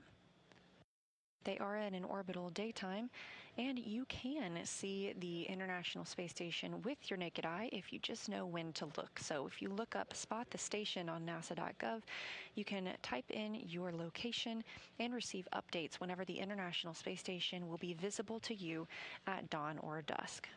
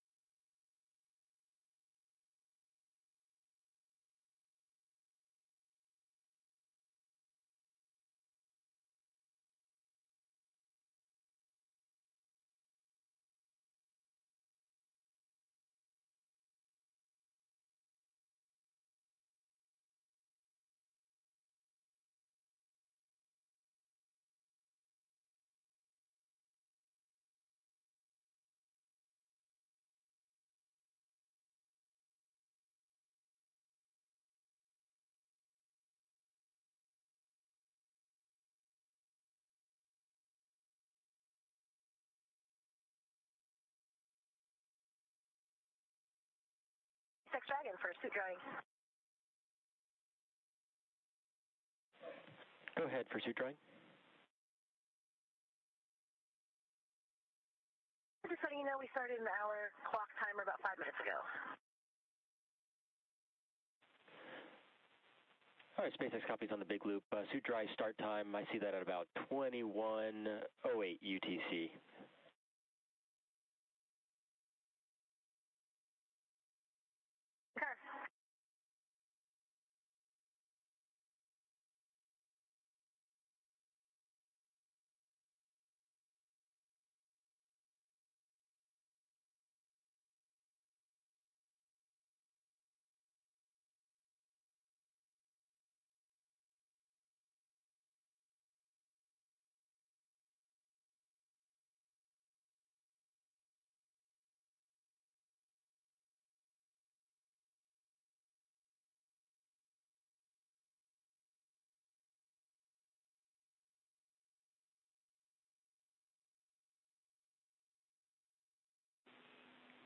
station, Houston on space to ground 2.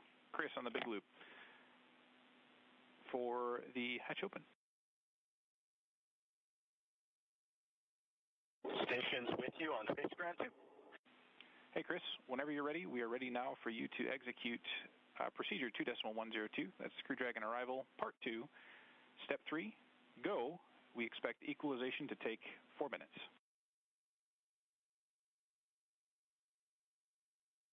Copy.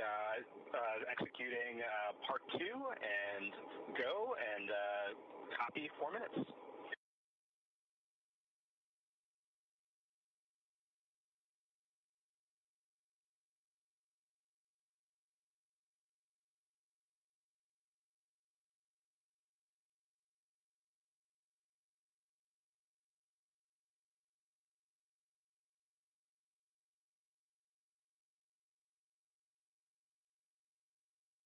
That call from Capcom, our capsule communicator Brandon Lesarge, here in Mission Control Houston at NASA's Johnson Space Center in Houston, Texas, to NASA astronaut Chris Williams, living and working aboard the International Space Station.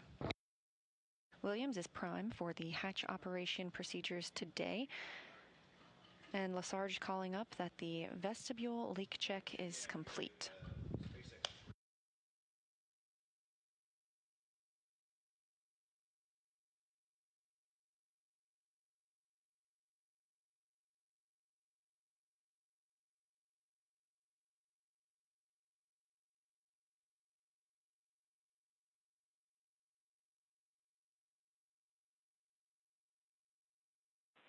Dragon SpaceX on Dragon to ground. Can you confirm which suit you had the observation on the glove on? Seat 4. Copy.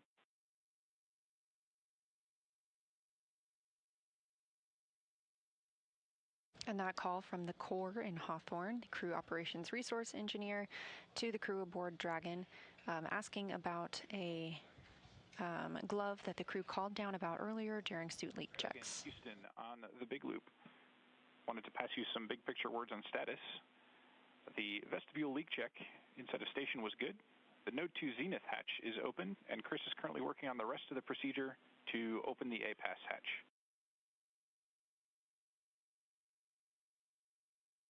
Second copies. Chris is working on the APAS hatch.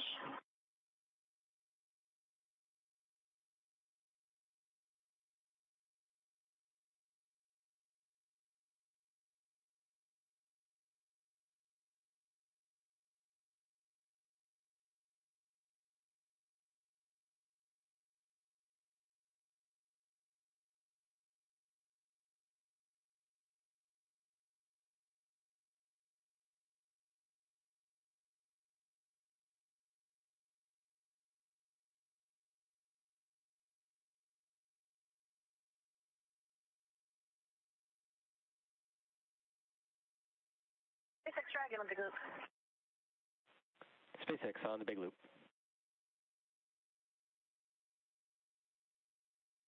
I'm looking at 4.400 as we're also finishing 4.012. I'm wondering if we can defer some of the actions due to time and the PAO event. What recommendation you have? Like, for example, the consolidation of all the water and food trash into large outer bags. Would you recommend skipping any of those steps for now? SpaceX copies. At this time, we do recommend trying to complete all actions in 4.400, which we may be able to accomplish before we're able to step into hatch opening.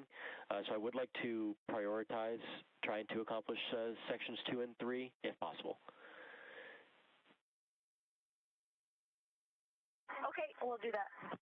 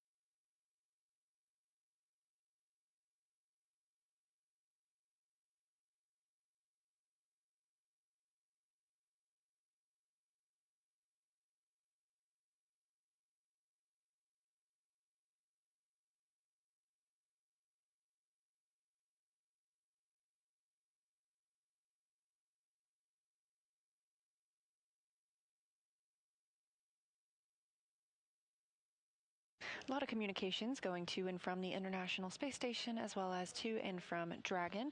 The crew inside Dragon are working through procedures to stow everything and begin that egress or exit from their capsule and ingress or enter the International Space Station, which will be their new home for the next several months. We did hear that we have a good vestibule pressure leak check. So we continue to step through these procedures smoothly before we open up the hatches. We are in a satellite handover with the Tracking Data Relay Satellite Systems. This is Mission Control Houston at Johnson Space Center in Houston, Texas, where all the team members continue to monitor the arrival of Dragon and now these hatch opening operations.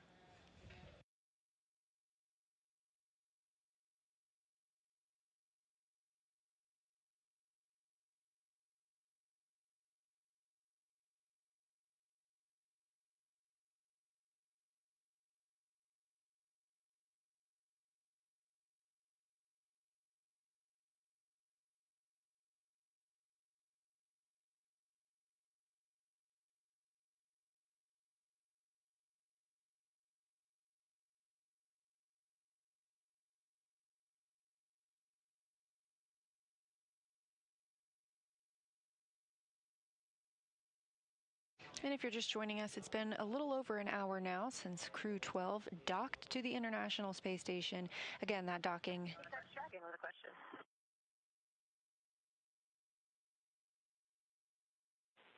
SpaceX is up on the big loop. I'm just wondering, for that trash consolidation, is there another set of utensils in the downhill stuff? Are those utensils considered trash? All right, SpaceX copies. There should be another set, but stand by one while I just confirm for you before I give you an affirmative. Okay, we copy.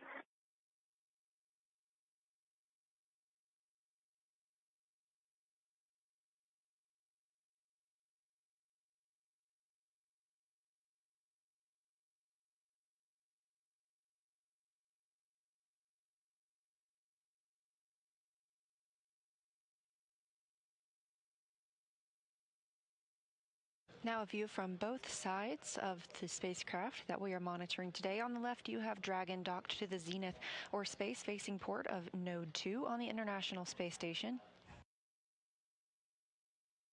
On the right, you can see into that Node 2 hatch. Chris Williams, NASA astronaut on his first mission, has been pressurizing the vestibule, that space between the Dragon and space station hatch. We recently received word that they had a good leak check and that pressure is equal to the International Space Station. The crew aboard Dragon is working through some of their procedures, like configuring the cabin and collecting trash before they begin their journey into the International Space Station. That's timelined to happen at about 4 p.m. Central Time.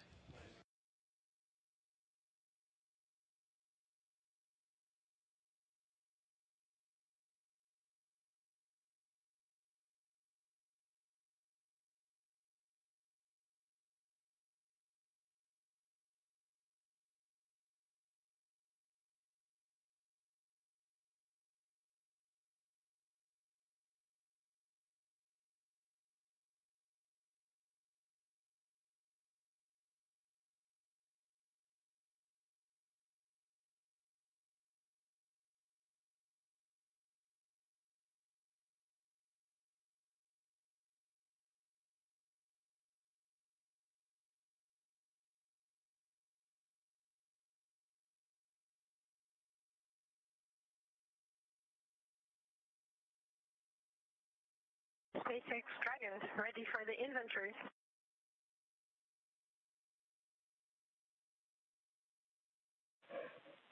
SpaceX is ready to copy inventory, and I am still looking to confirm for the original question, which I will follow up on for utensils. But at this time, ready for inventory. Sure. So for the inventory, water, bag number 2010, bag number 202, 0, bag number 203, 0, and bag number 204, 1. Copy for 201 through 203, all 0, and 204 is 1. Yes, that's correct. And for food, bag number 301, 302, 301, 302, 0.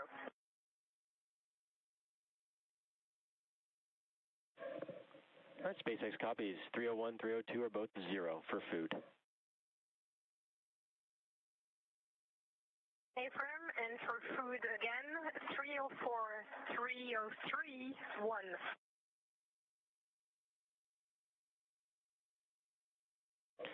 Copy 1 for 304 and 303.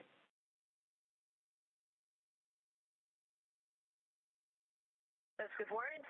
And for waste, 17 uses of urine collection. SpaceX copies 17 for the waste system. For the water, does this include, we will be using 1 water bottle in section 3 of 4.400. So want to confirm if your previous inventory accounts for that, or if you will use that bottle that's remaining in 204 for the waste system flush. That's a very good point. We will use the remaining of 204, and so all of the 4 bags, 201 through 204, will be remaining 0 after the procedure. All right, core copies. We'll have 0 remaining for bags 201 through 204. And I can confirm that we do have additional utensils for the downhill in bags 306 and 308. So again, for utensils, we have utensils for the downhill, so you should be able to dispose of utensils from the uphill.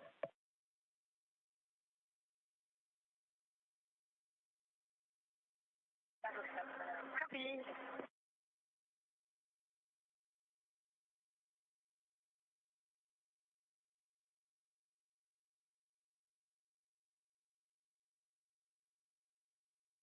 Those voices were ESA astronaut Sophie Adenot and the SpaceX core in Hawthorne, California. Adenot was reporting all of the inventory that they used aboard Dragon during their 34-orbit rendezvous to the International Space Station. As previously mentioned, everything aboard the space station is meticulously tracked, and the same is true for Dragon. This view in the center of your screen is NASA astronaut Chris Williams working through the hatch opening process. First up on the list was vestibule pressurization, introducing air from the space station side into that small space between both the SpaceX Dragon and International Space Station hatch. That has been confirmed complete after good leak checks.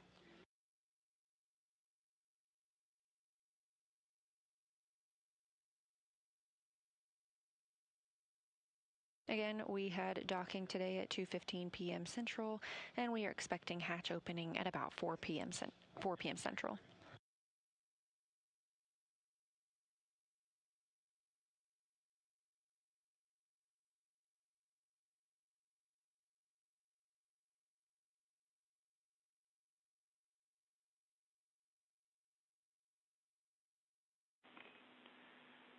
Dragon, this is Houston on the Big Loop. Wanted to let you know to stand by for hardline audio config. What this means is there will be about 2 to 3 minutes of audio outage while we make the configuration swap. Do you have any questions? Dragon copies, we're standing by.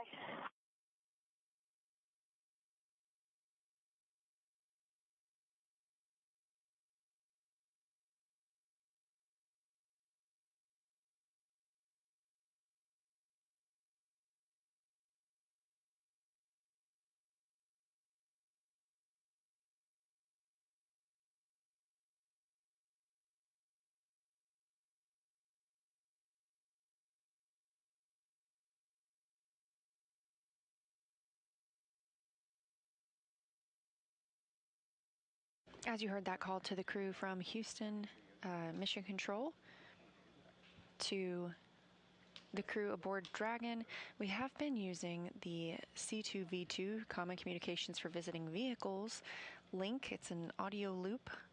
Also, we call it the Big Loop, that allows us to talk to all of the crew members in space aboard the orbiting International Space Station, as well as aboard the SpaceX Dragon, with Mission Control Houston and Mission Control in Hawthorne, all on the same loop. Once Dragon arrives to the space station, we reconfigure that loop so that we all have individual again.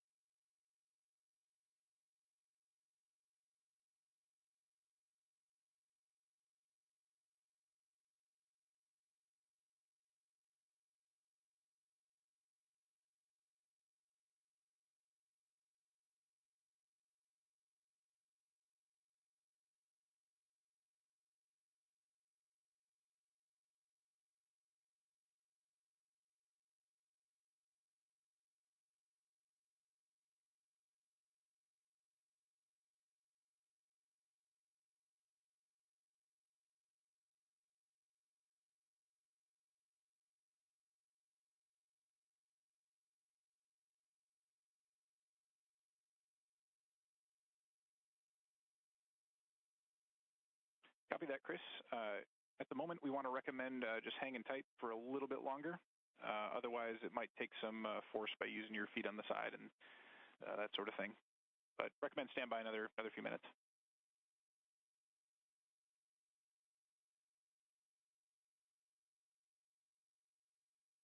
Copy all. I'll stand by another few minutes, and then I can really give it some force.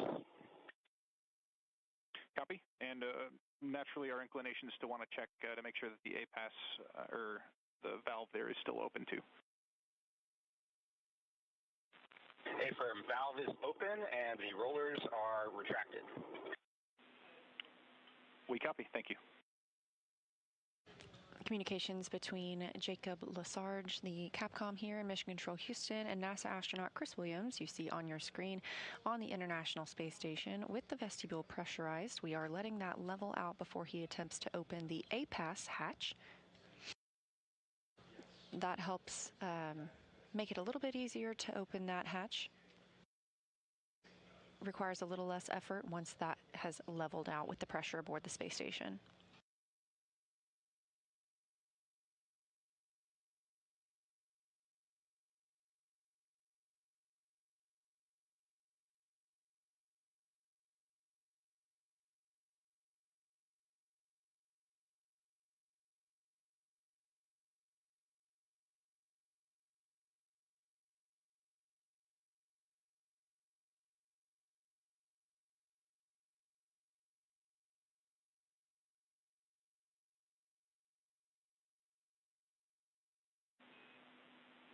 Dragon, Houston on the Big Loop.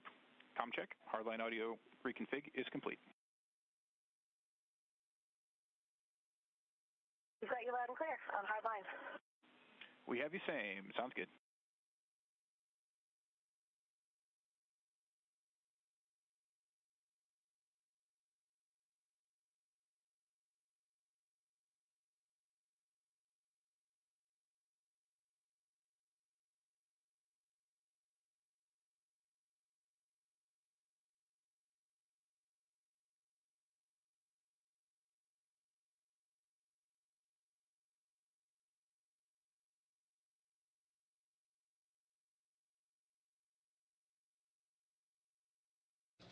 NASA astronaut Chris Williams has opened the APAS hatch.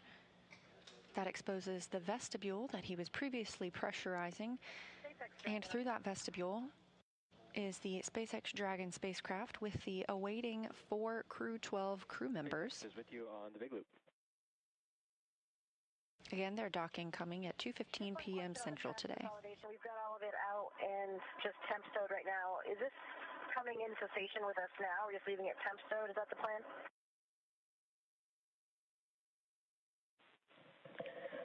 Negative. I believe we will have something scheduled on the crew timeline for a waste transfer later, not immediately at hatch open.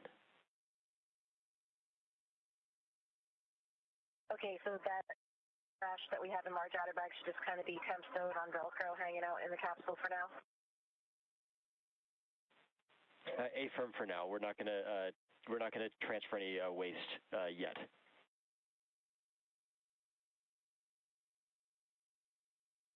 Okay, we copy, and just an FYI, we'll have to give you a slight update for water consumption and toilet flush count in a few minutes after we all finish with those up.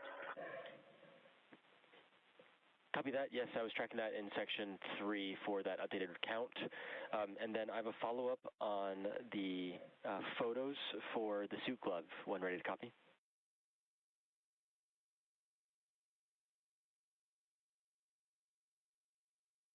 Ready to copy. All right.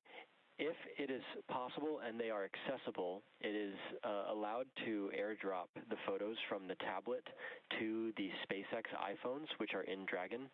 We do have an app there where we can downlink media. However, if that is hard to get to right now, I'm going to say let's not do that at the moment, and we can look at another opportunity to downlink the photos later on after we have you guys in ISS, and we can get that scheduled.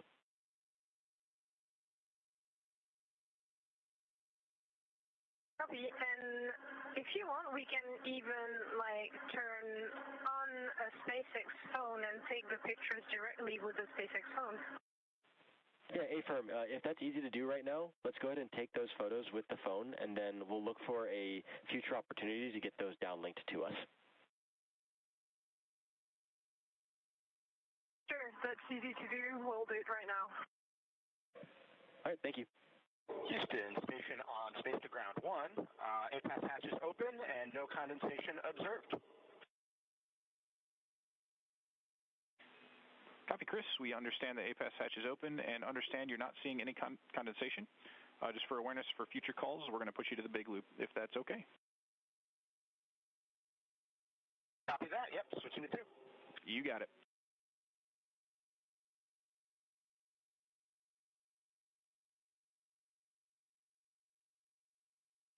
That's NASA astronaut Chris Williams communicating with the Capcom here in Mission Control Houston, discussing the APAS hatch, and that is the hatch you see he just opened. One of the portions of their checklist is to check for any condensation on the hatch. Williams reported there was none, and so they are continuing to step through those procedures. He also heard some communications with the crew aboard Dragon and the core in Hawthorne, California. They are continuing to work through stowing the items they have been using in Dragon and preparing to open the hatch.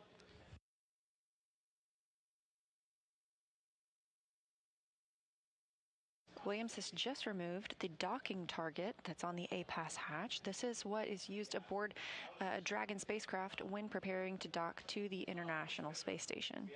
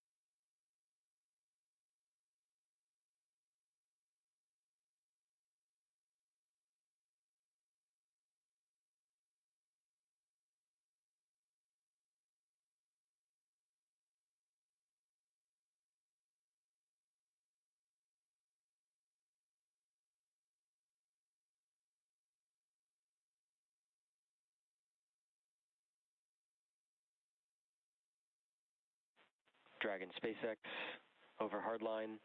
S-band will be deactivated shortly. Dragon to ground will no longer be available. Verify push-to-talk destinations are all set to ISS.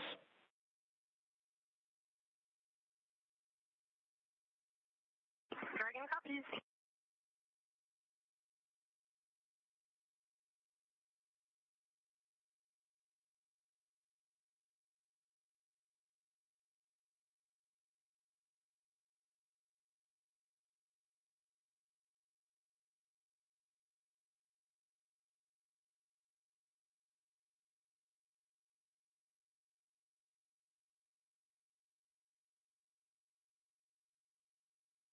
NASA astronaut Chris Williams stepping through the hatch opening procedures. He is installing the APAS hatch cover, having recently removed that docking target.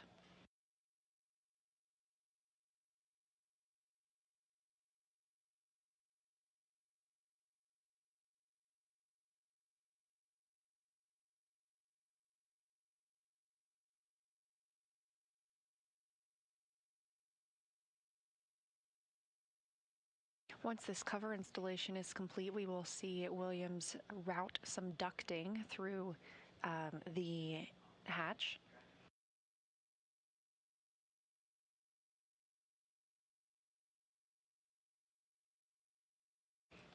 That ducting will allow for hatch equalization and keep the atmosphere in the International Space Station side flowing through toward Dragon.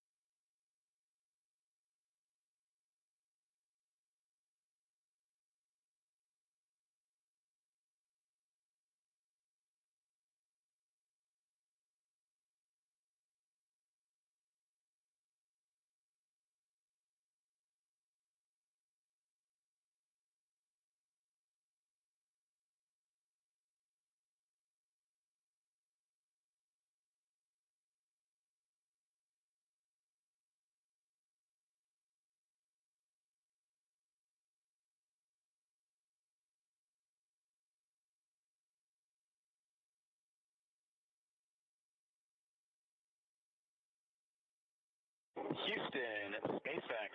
This is the space station on the Big Loop. We're complete through 4.9 of 2.102. The station is ready for Dragon hatch equalization.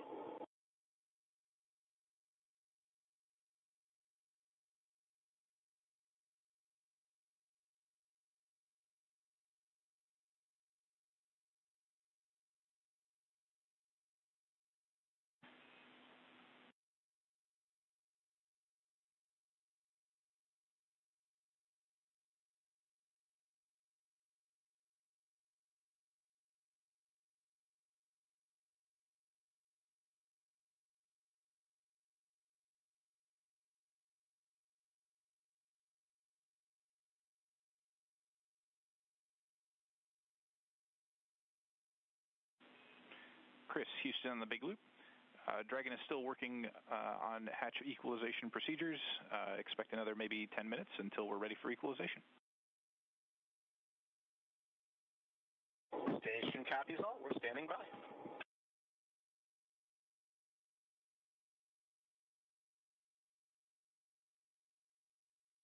As you can see, NASA astronaut Chris Williams has completed installing the ducts previously mentioned. These are intermodule ventilation ducts and help to perform that hatch equalization that was discussed. We expect that to start in about 10 minutes as the Dragon crew continues configuring their cabin.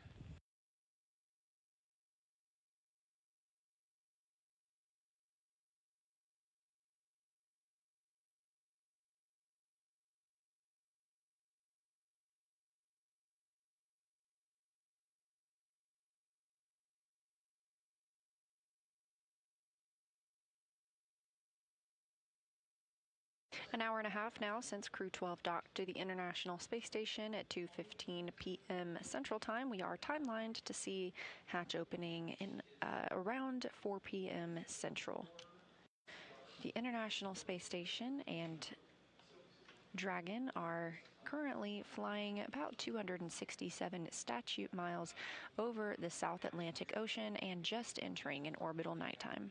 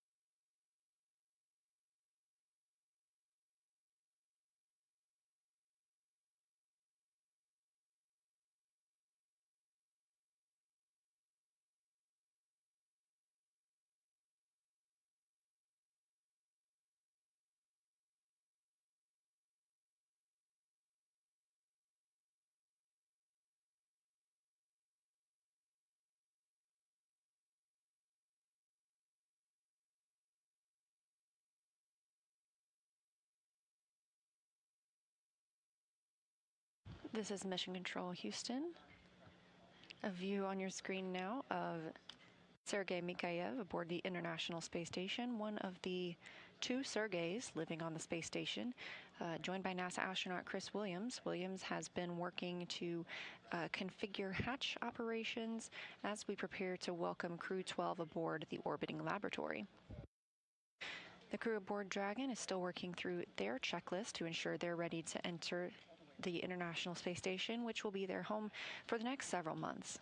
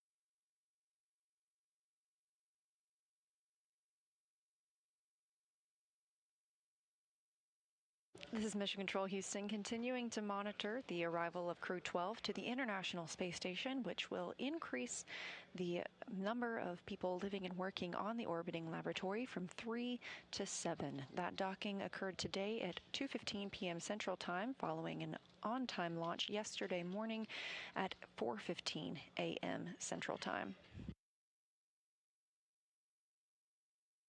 That's an approximately 34-hour rendezvous where Dragon was making its way to the International Space Station. Everything moving very smoothly for that on-time docking today. The crew aboard Dragon is continuing to step through their procedures as the International Space Station side is ready to begin opening the hatches once that's complete. We'll also hear a few words from the crew members during a welcoming ceremony shortly after they've arrived on board, so we hope you will stay tuned. We are currently in a satellite handover here in Mission Control Houston. We use the Tracking and Data Relay satellite system to communicate with the International Space Station. We continuously monitor when these handovers will take place, and we look forward to regaining communications with the space station shortly.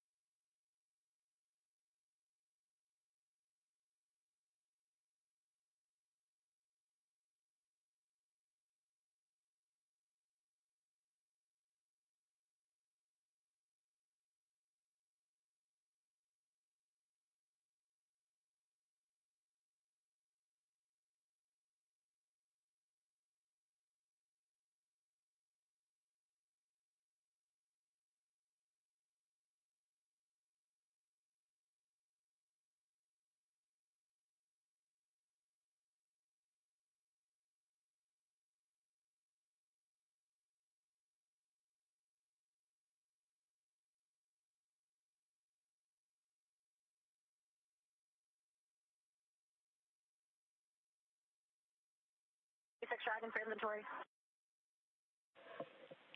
SpaceX is ready to copy updated inventory.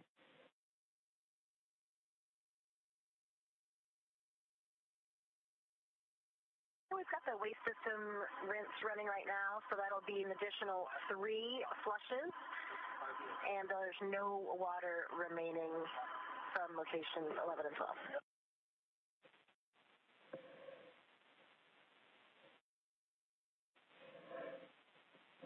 All right, SpaceX copies. Additional 3, so that puts what I count up to 20 uses for the system, and that puts us down to 0 remaining in bag 204. So zeros across the board for the waters.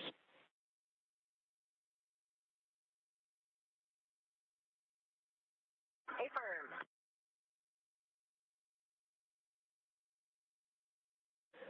And Dragon SpaceX for additional follow-up.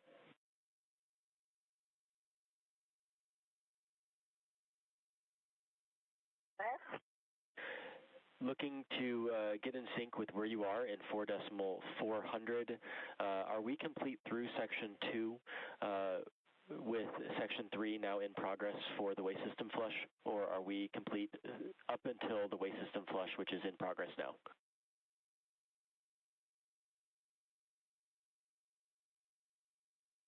We are complete all the way through 3.2. 3.2 is in process right now.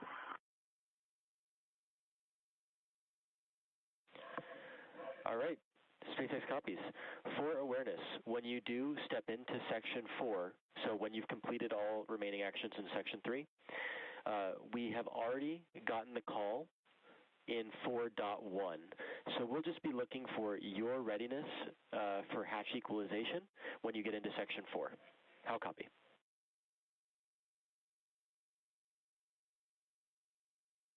Okay, we copy. Looking for our call in Section 4.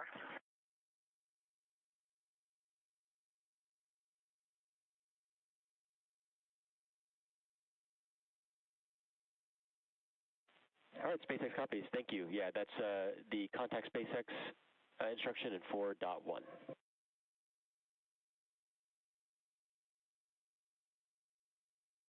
Okay, we copy. We have the go in 4.1, and we still have the suit drying timer going as well, but I assume that we can continue into step 4, 4.400, even though we haven't closed out 4.012. Affirm. We'll go ahead and start stepping through section 4 while the suits continue to dry.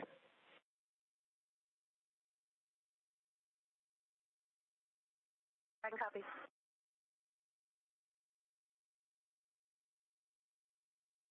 A lot of communication between the core in Hawthorne, California at SpaceX headquarters and SpaceX Mission Control with the crew aboard Dragon as they prepare to open the hatch and join the crew aboard the International Space Station.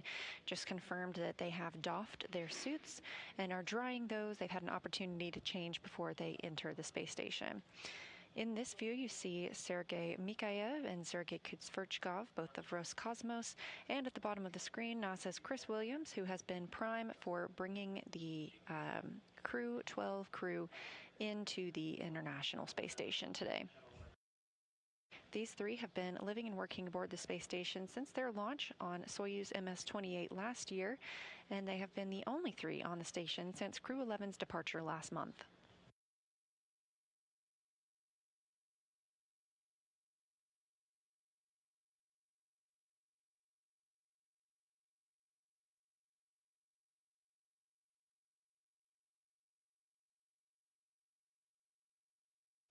The time zone used aboard the International Space Station is GMT, and it is just past the 10 o'clock hour at this time.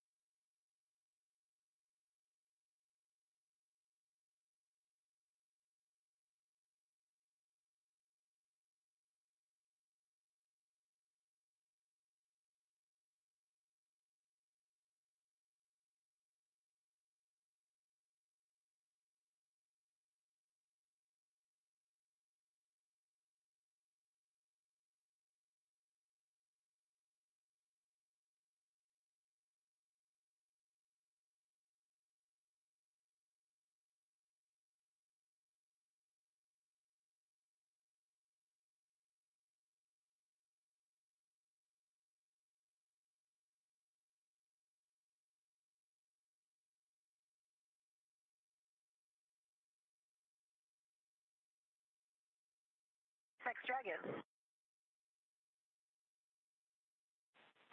SpaceX is ready to copy.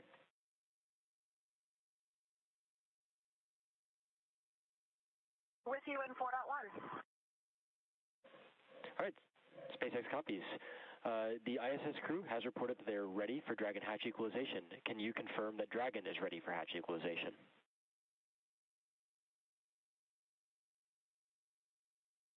Affirm, we are ready. SpaceX copies. We are taking that action now.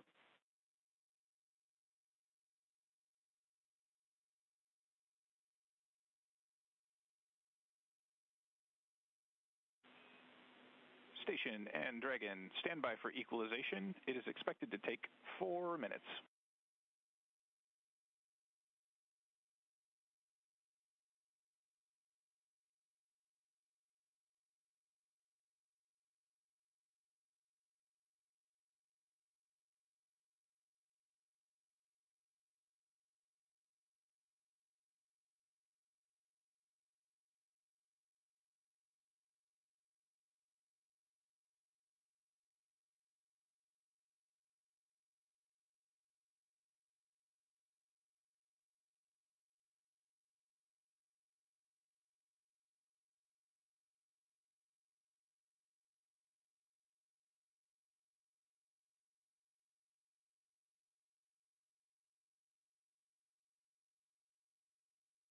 We heard those communications from the Corps in Hawthorne to the crew aboard Dragon, that is Crew-12, confirmation that they are ready to begin hatch opening operations. Again, this view of Roscosmos cosmonaut Sergei Kudzverchkov on the left, NASA's Chris Williams in the middle, and Sergei Mikhaev on the right. That's the current crew of Expedition 74 that are being joined by Crew-12 and bring the total of people living and working on the space station up to 7.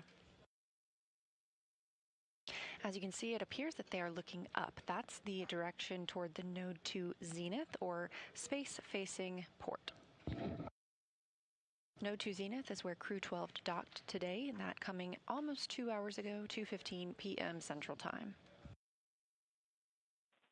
Dragon SpaceX on the big loop.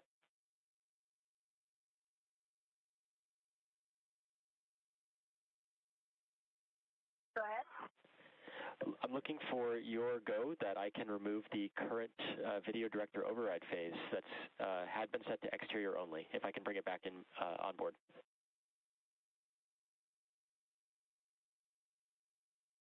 Affirm, you've got to go.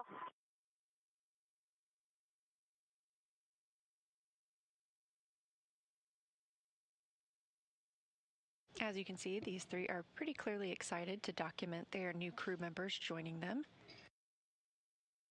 Already getting some waves through that docking hatch window before the hatch is actually opened.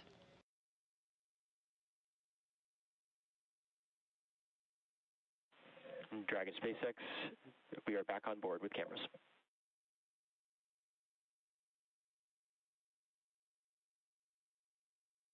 Hello.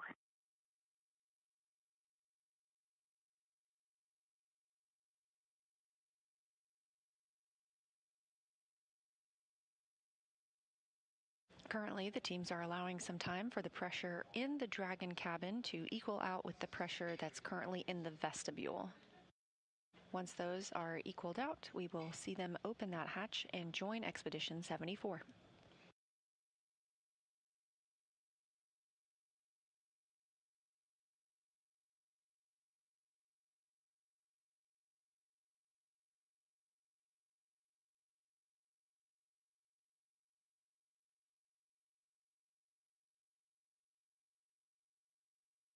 And on the left side of your screen, the inside of the Dragon spacecraft, where Crew-12 is preparing to exit and join the other Expedition 74 crew members on the space station side. As you can see, they've had time to get out of their suits and start to dry those out. This is what they do after having worn them on the ride uphill. They've also been working inside the cabin to make sure everything is properly stowed for their long-duration mission on the space station.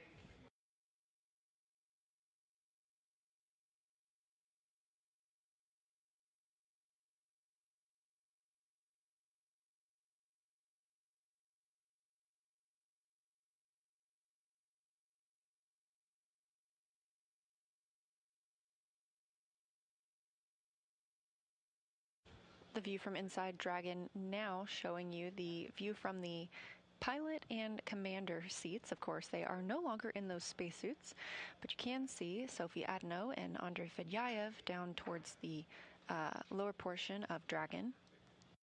And another view of those screens.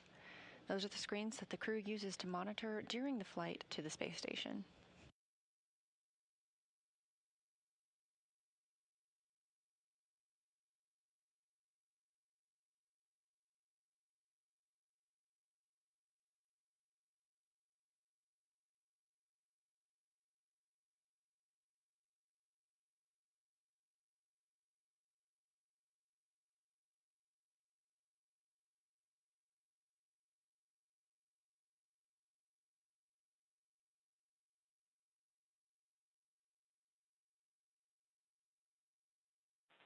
Dragon, SpaceX on the big loop for hatch open.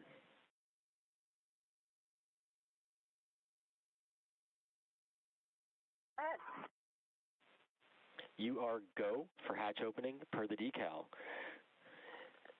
followed by the remaining actions in procedure 4.400. After 4.400 is complete, transition to NASA procedure 2.102.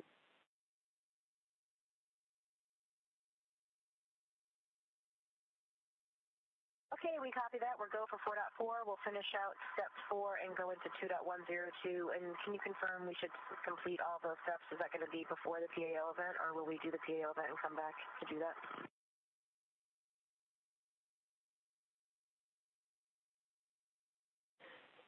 Yep. SpaceX copies. Good question. We're going to complete the 2.102 steps prior to the PAO.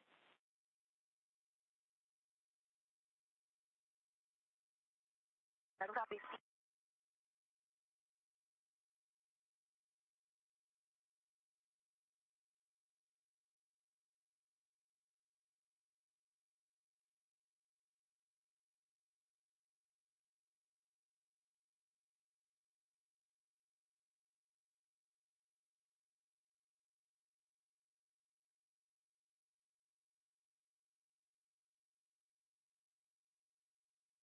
And on the left side of your screen, you see the crew members beginning to open the Dragon hatch. And on the right side of your screen, you see 3 excited crew members ready to welcome them. Dragon hatch is open at 4:14 p.m. Central Time.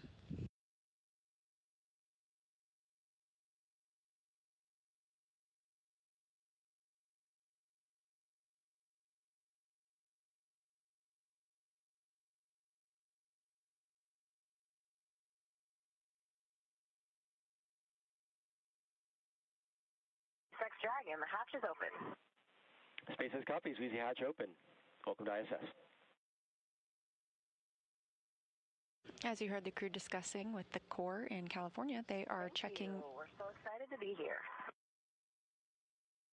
They will continue to step through some procedures before we get into the welcoming ceremony.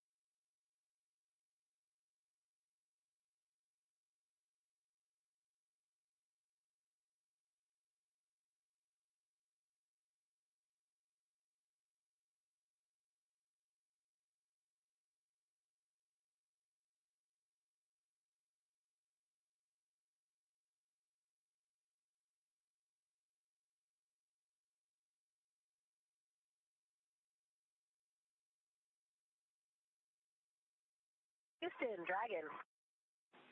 Dragon, Houston's with you on 2. Go ahead.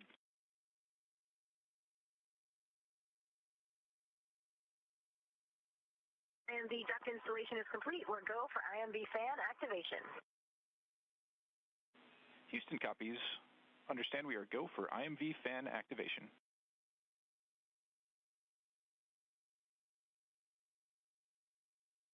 As you heard Jessica Meir report that the duct installation is complete, we previously saw Chris Williams routing this to Dragon. This allows for IMV, or intermodule ventilation.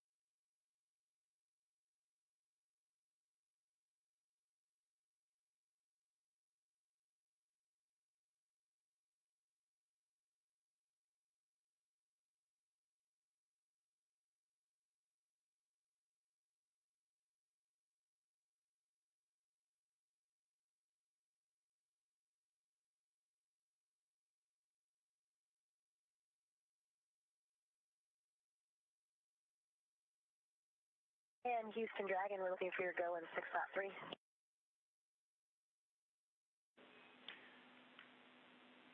Hey, Jessica. Houston's with you on 2. You have our go in step 6.3 for location 23.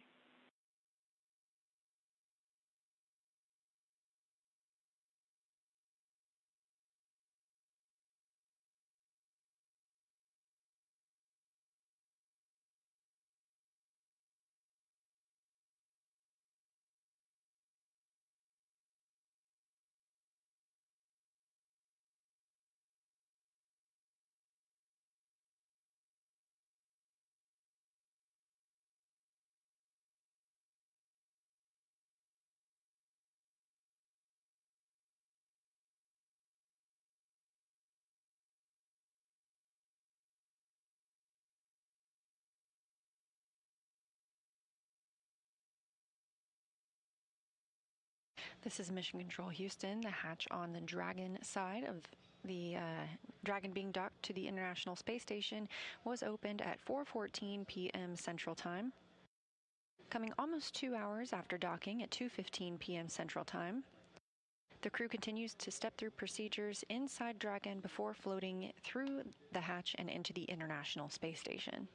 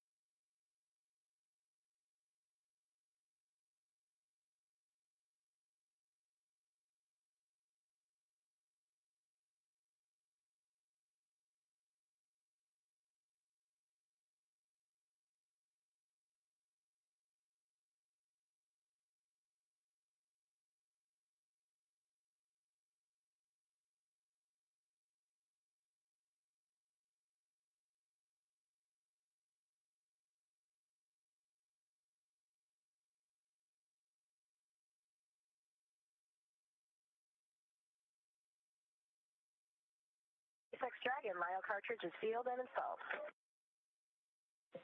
All right, SpaceX copies for Lyo cartridge sealed. Good news.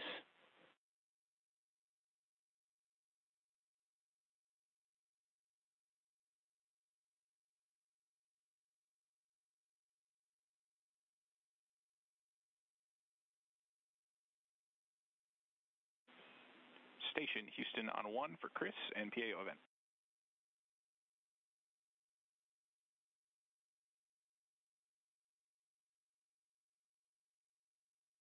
With you on 1. Hey Chris, let us know. But we were just talking, and if you guys need a few extra minutes prior to starting the PAO event from the nominally scheduled time, just let us know.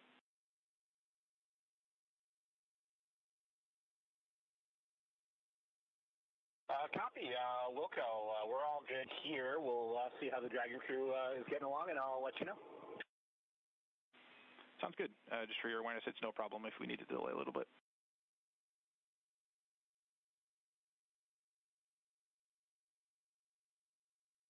Yeah, thanks for that.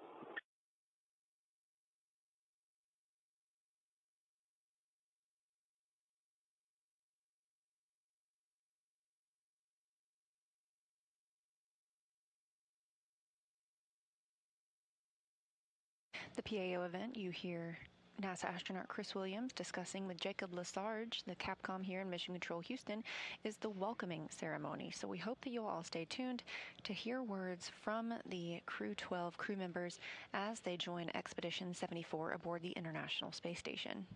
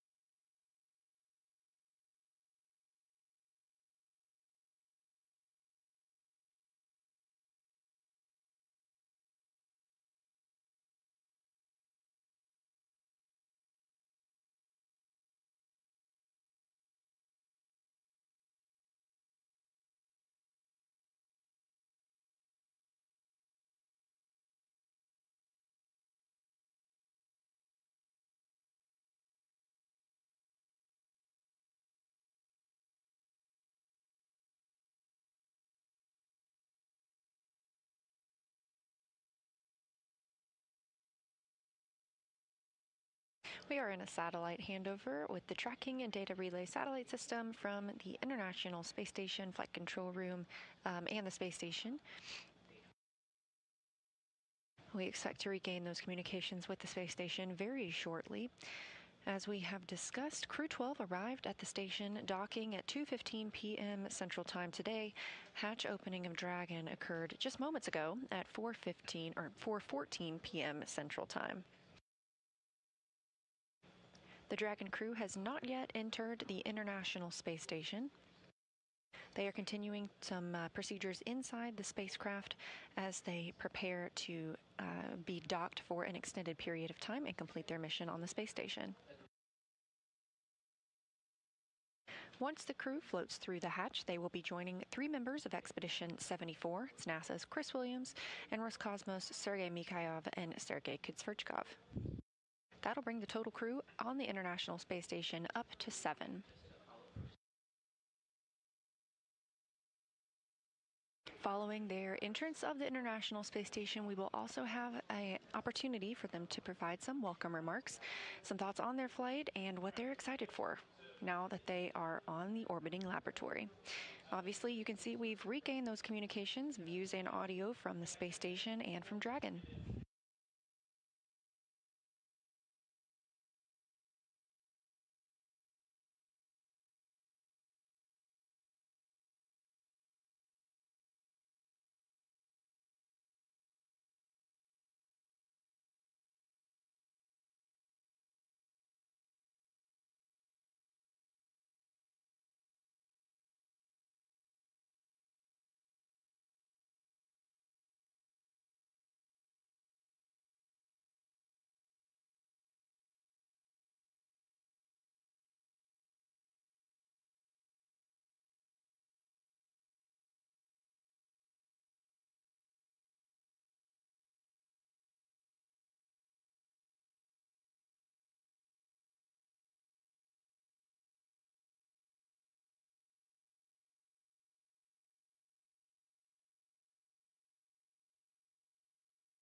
On the left side of your screen, you can see the Dragon crew continuing to work through their procedures before they enter the space station. They are not in their suits.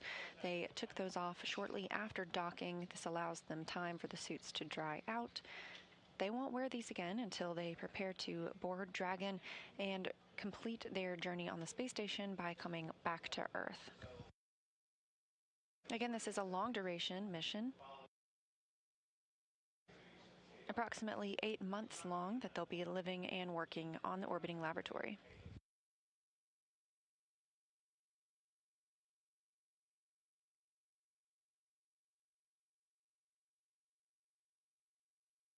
Currently most visible in Dragon. Configuration is complete.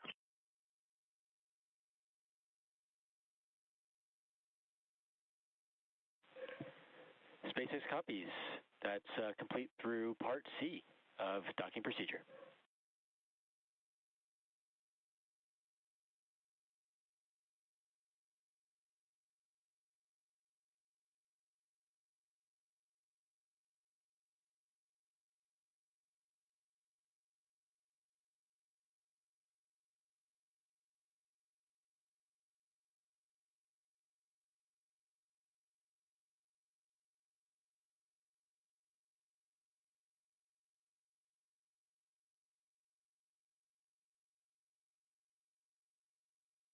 And SpaceX Dragon, we will proceed into ISS and come back to finish the last step of the suit stuff. That works for you guys?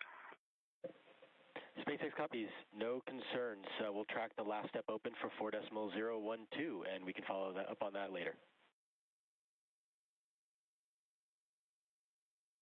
Stay firm. Thank you, guys. It was a wonderful ride. It was our pleasure, Jessica. Have a good stay there, Crew-12.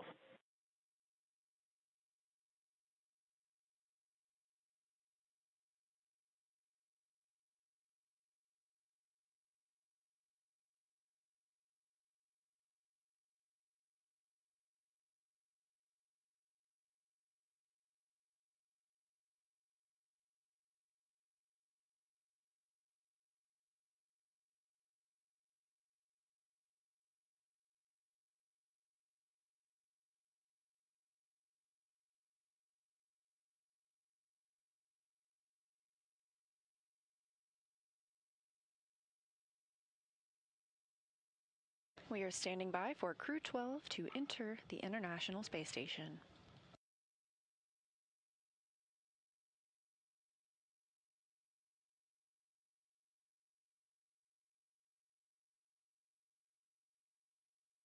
First through the hatch is ESA astronaut Sophie Adenot on her first trip to space.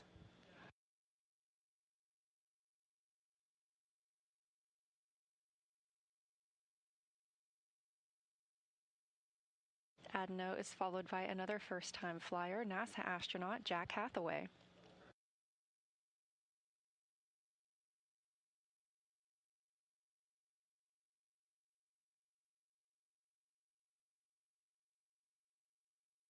Roscosmos Andrey Fedyaev is next to join the Expedition 74 crew on the space station, and NASA astronaut Jessica Meir makes her return to the space station as well.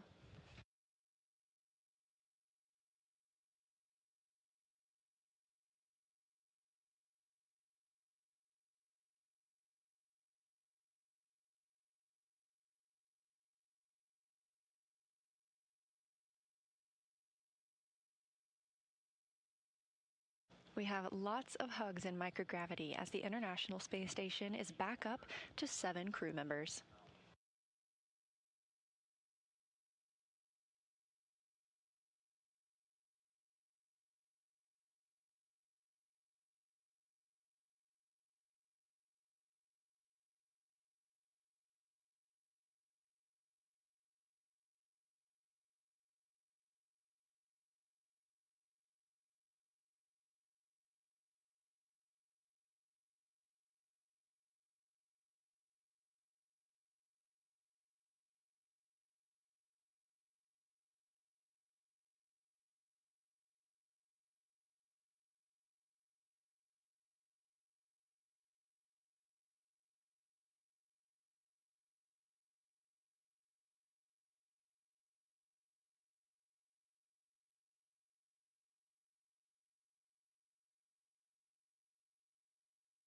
Houston, station on 1 for the PAO event. Station, Houston is with you on 1. Go ahead. Yeah, we are ready to get configured for that and just knock that out if it's good for you guys. Just give us 2 seconds to get the mic up and we'll do a quick voice check. Houston copies. We'll plan for an on-time start. I'll make a call in about 60 seconds if you're good with that.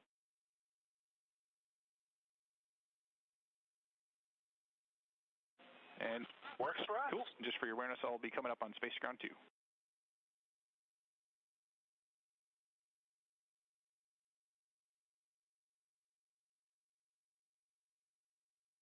There's Crew-12. Now all 4 members of Expedition 74 aboard the International Space Station.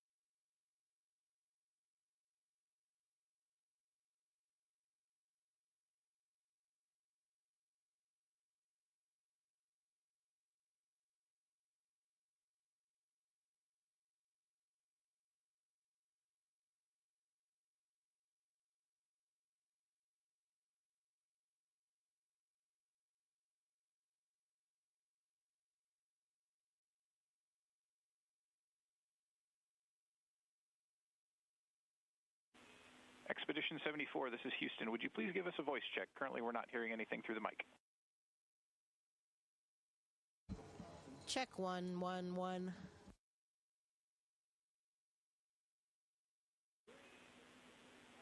Okay, Houston copies. That's a good voice check. Standby 1.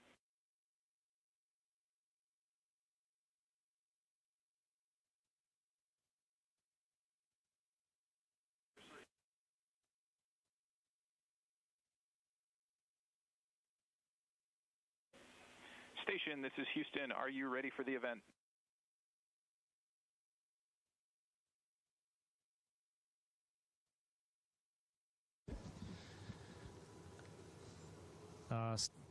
Houston Station on 1, and we're ready to say welcome to Crew-12. today, and we are happy they all arrived safe and sound. And we've been waiting for this moment for a very long time. So we're really happy and proud to work as a team here. So let me pass the mic to Jessica.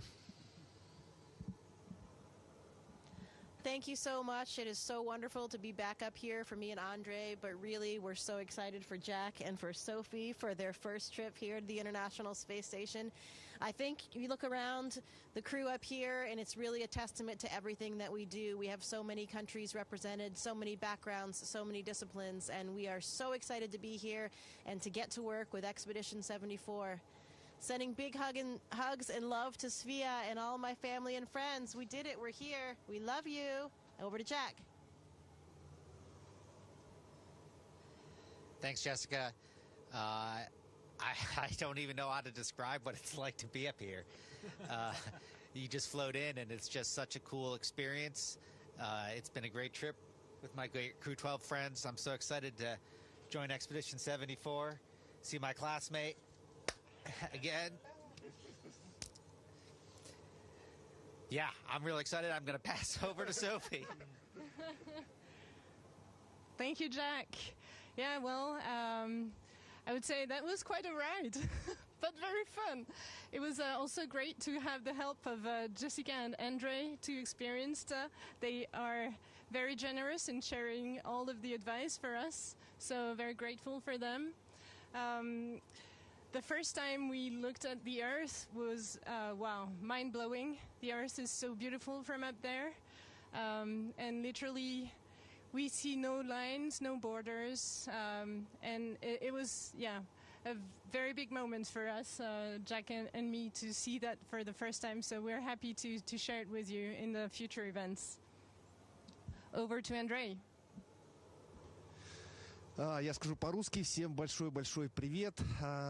Очень рад, на самом деле, быть здесь опять, чувствовать этот ни с чем запах, запах МКС, который ни с чем невозможно перепутать.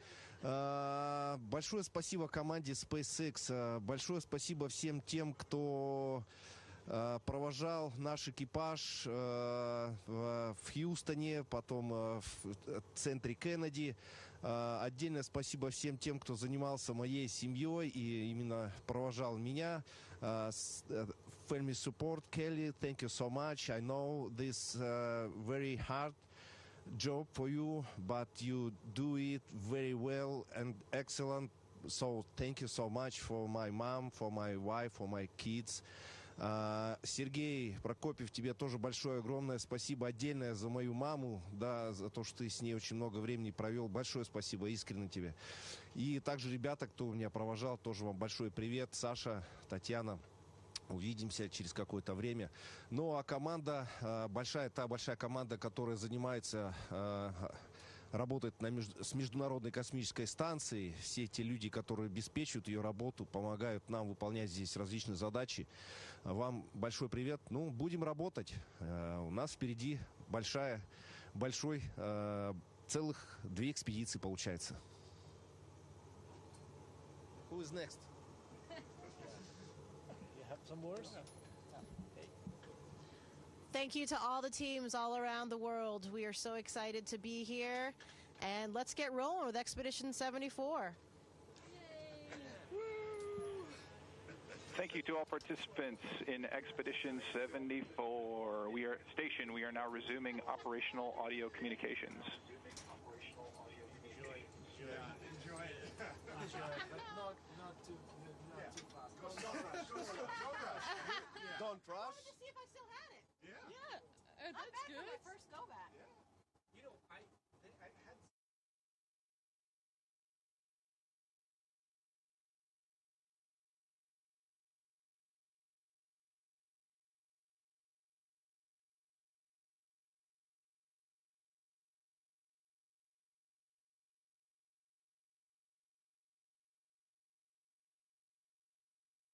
Seven smiling faces aboard the International Space Station now that we have all of our crew members aboard. Again, some really happy words from our newest members, that is Crew-12, that arrived at the space station at 2:15 p.m. Central Time. Hatches between Dragon and the space station opening at 4:14 p.m. Central Time.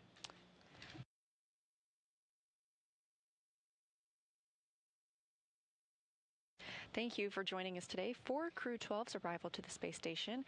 After launching at 5:15 a.m. Eastern yesterday morning, Friday the 13th, the space station got a sweet Valentine today with their docking at 2:15 p.m. Central. This crew will work on integrating into daily life aboard the orbiting lab, which has additional operations coming up. Those include the departure of SpaceX's 33rd commercial resupply mission, followed by departure of JAXA's HTV-X as well. Later this spring, we'll see a couple of spacewalks, so check nasa.gov for the latest updates. Of course, we're also gearing up for the Artemis II launch to send humans around the moon, with March as the earliest potential launch window. It's obviously an exciting time for NASA. We really hope you follow along. Happy Valentine's Day, and this is Mission Control Houston.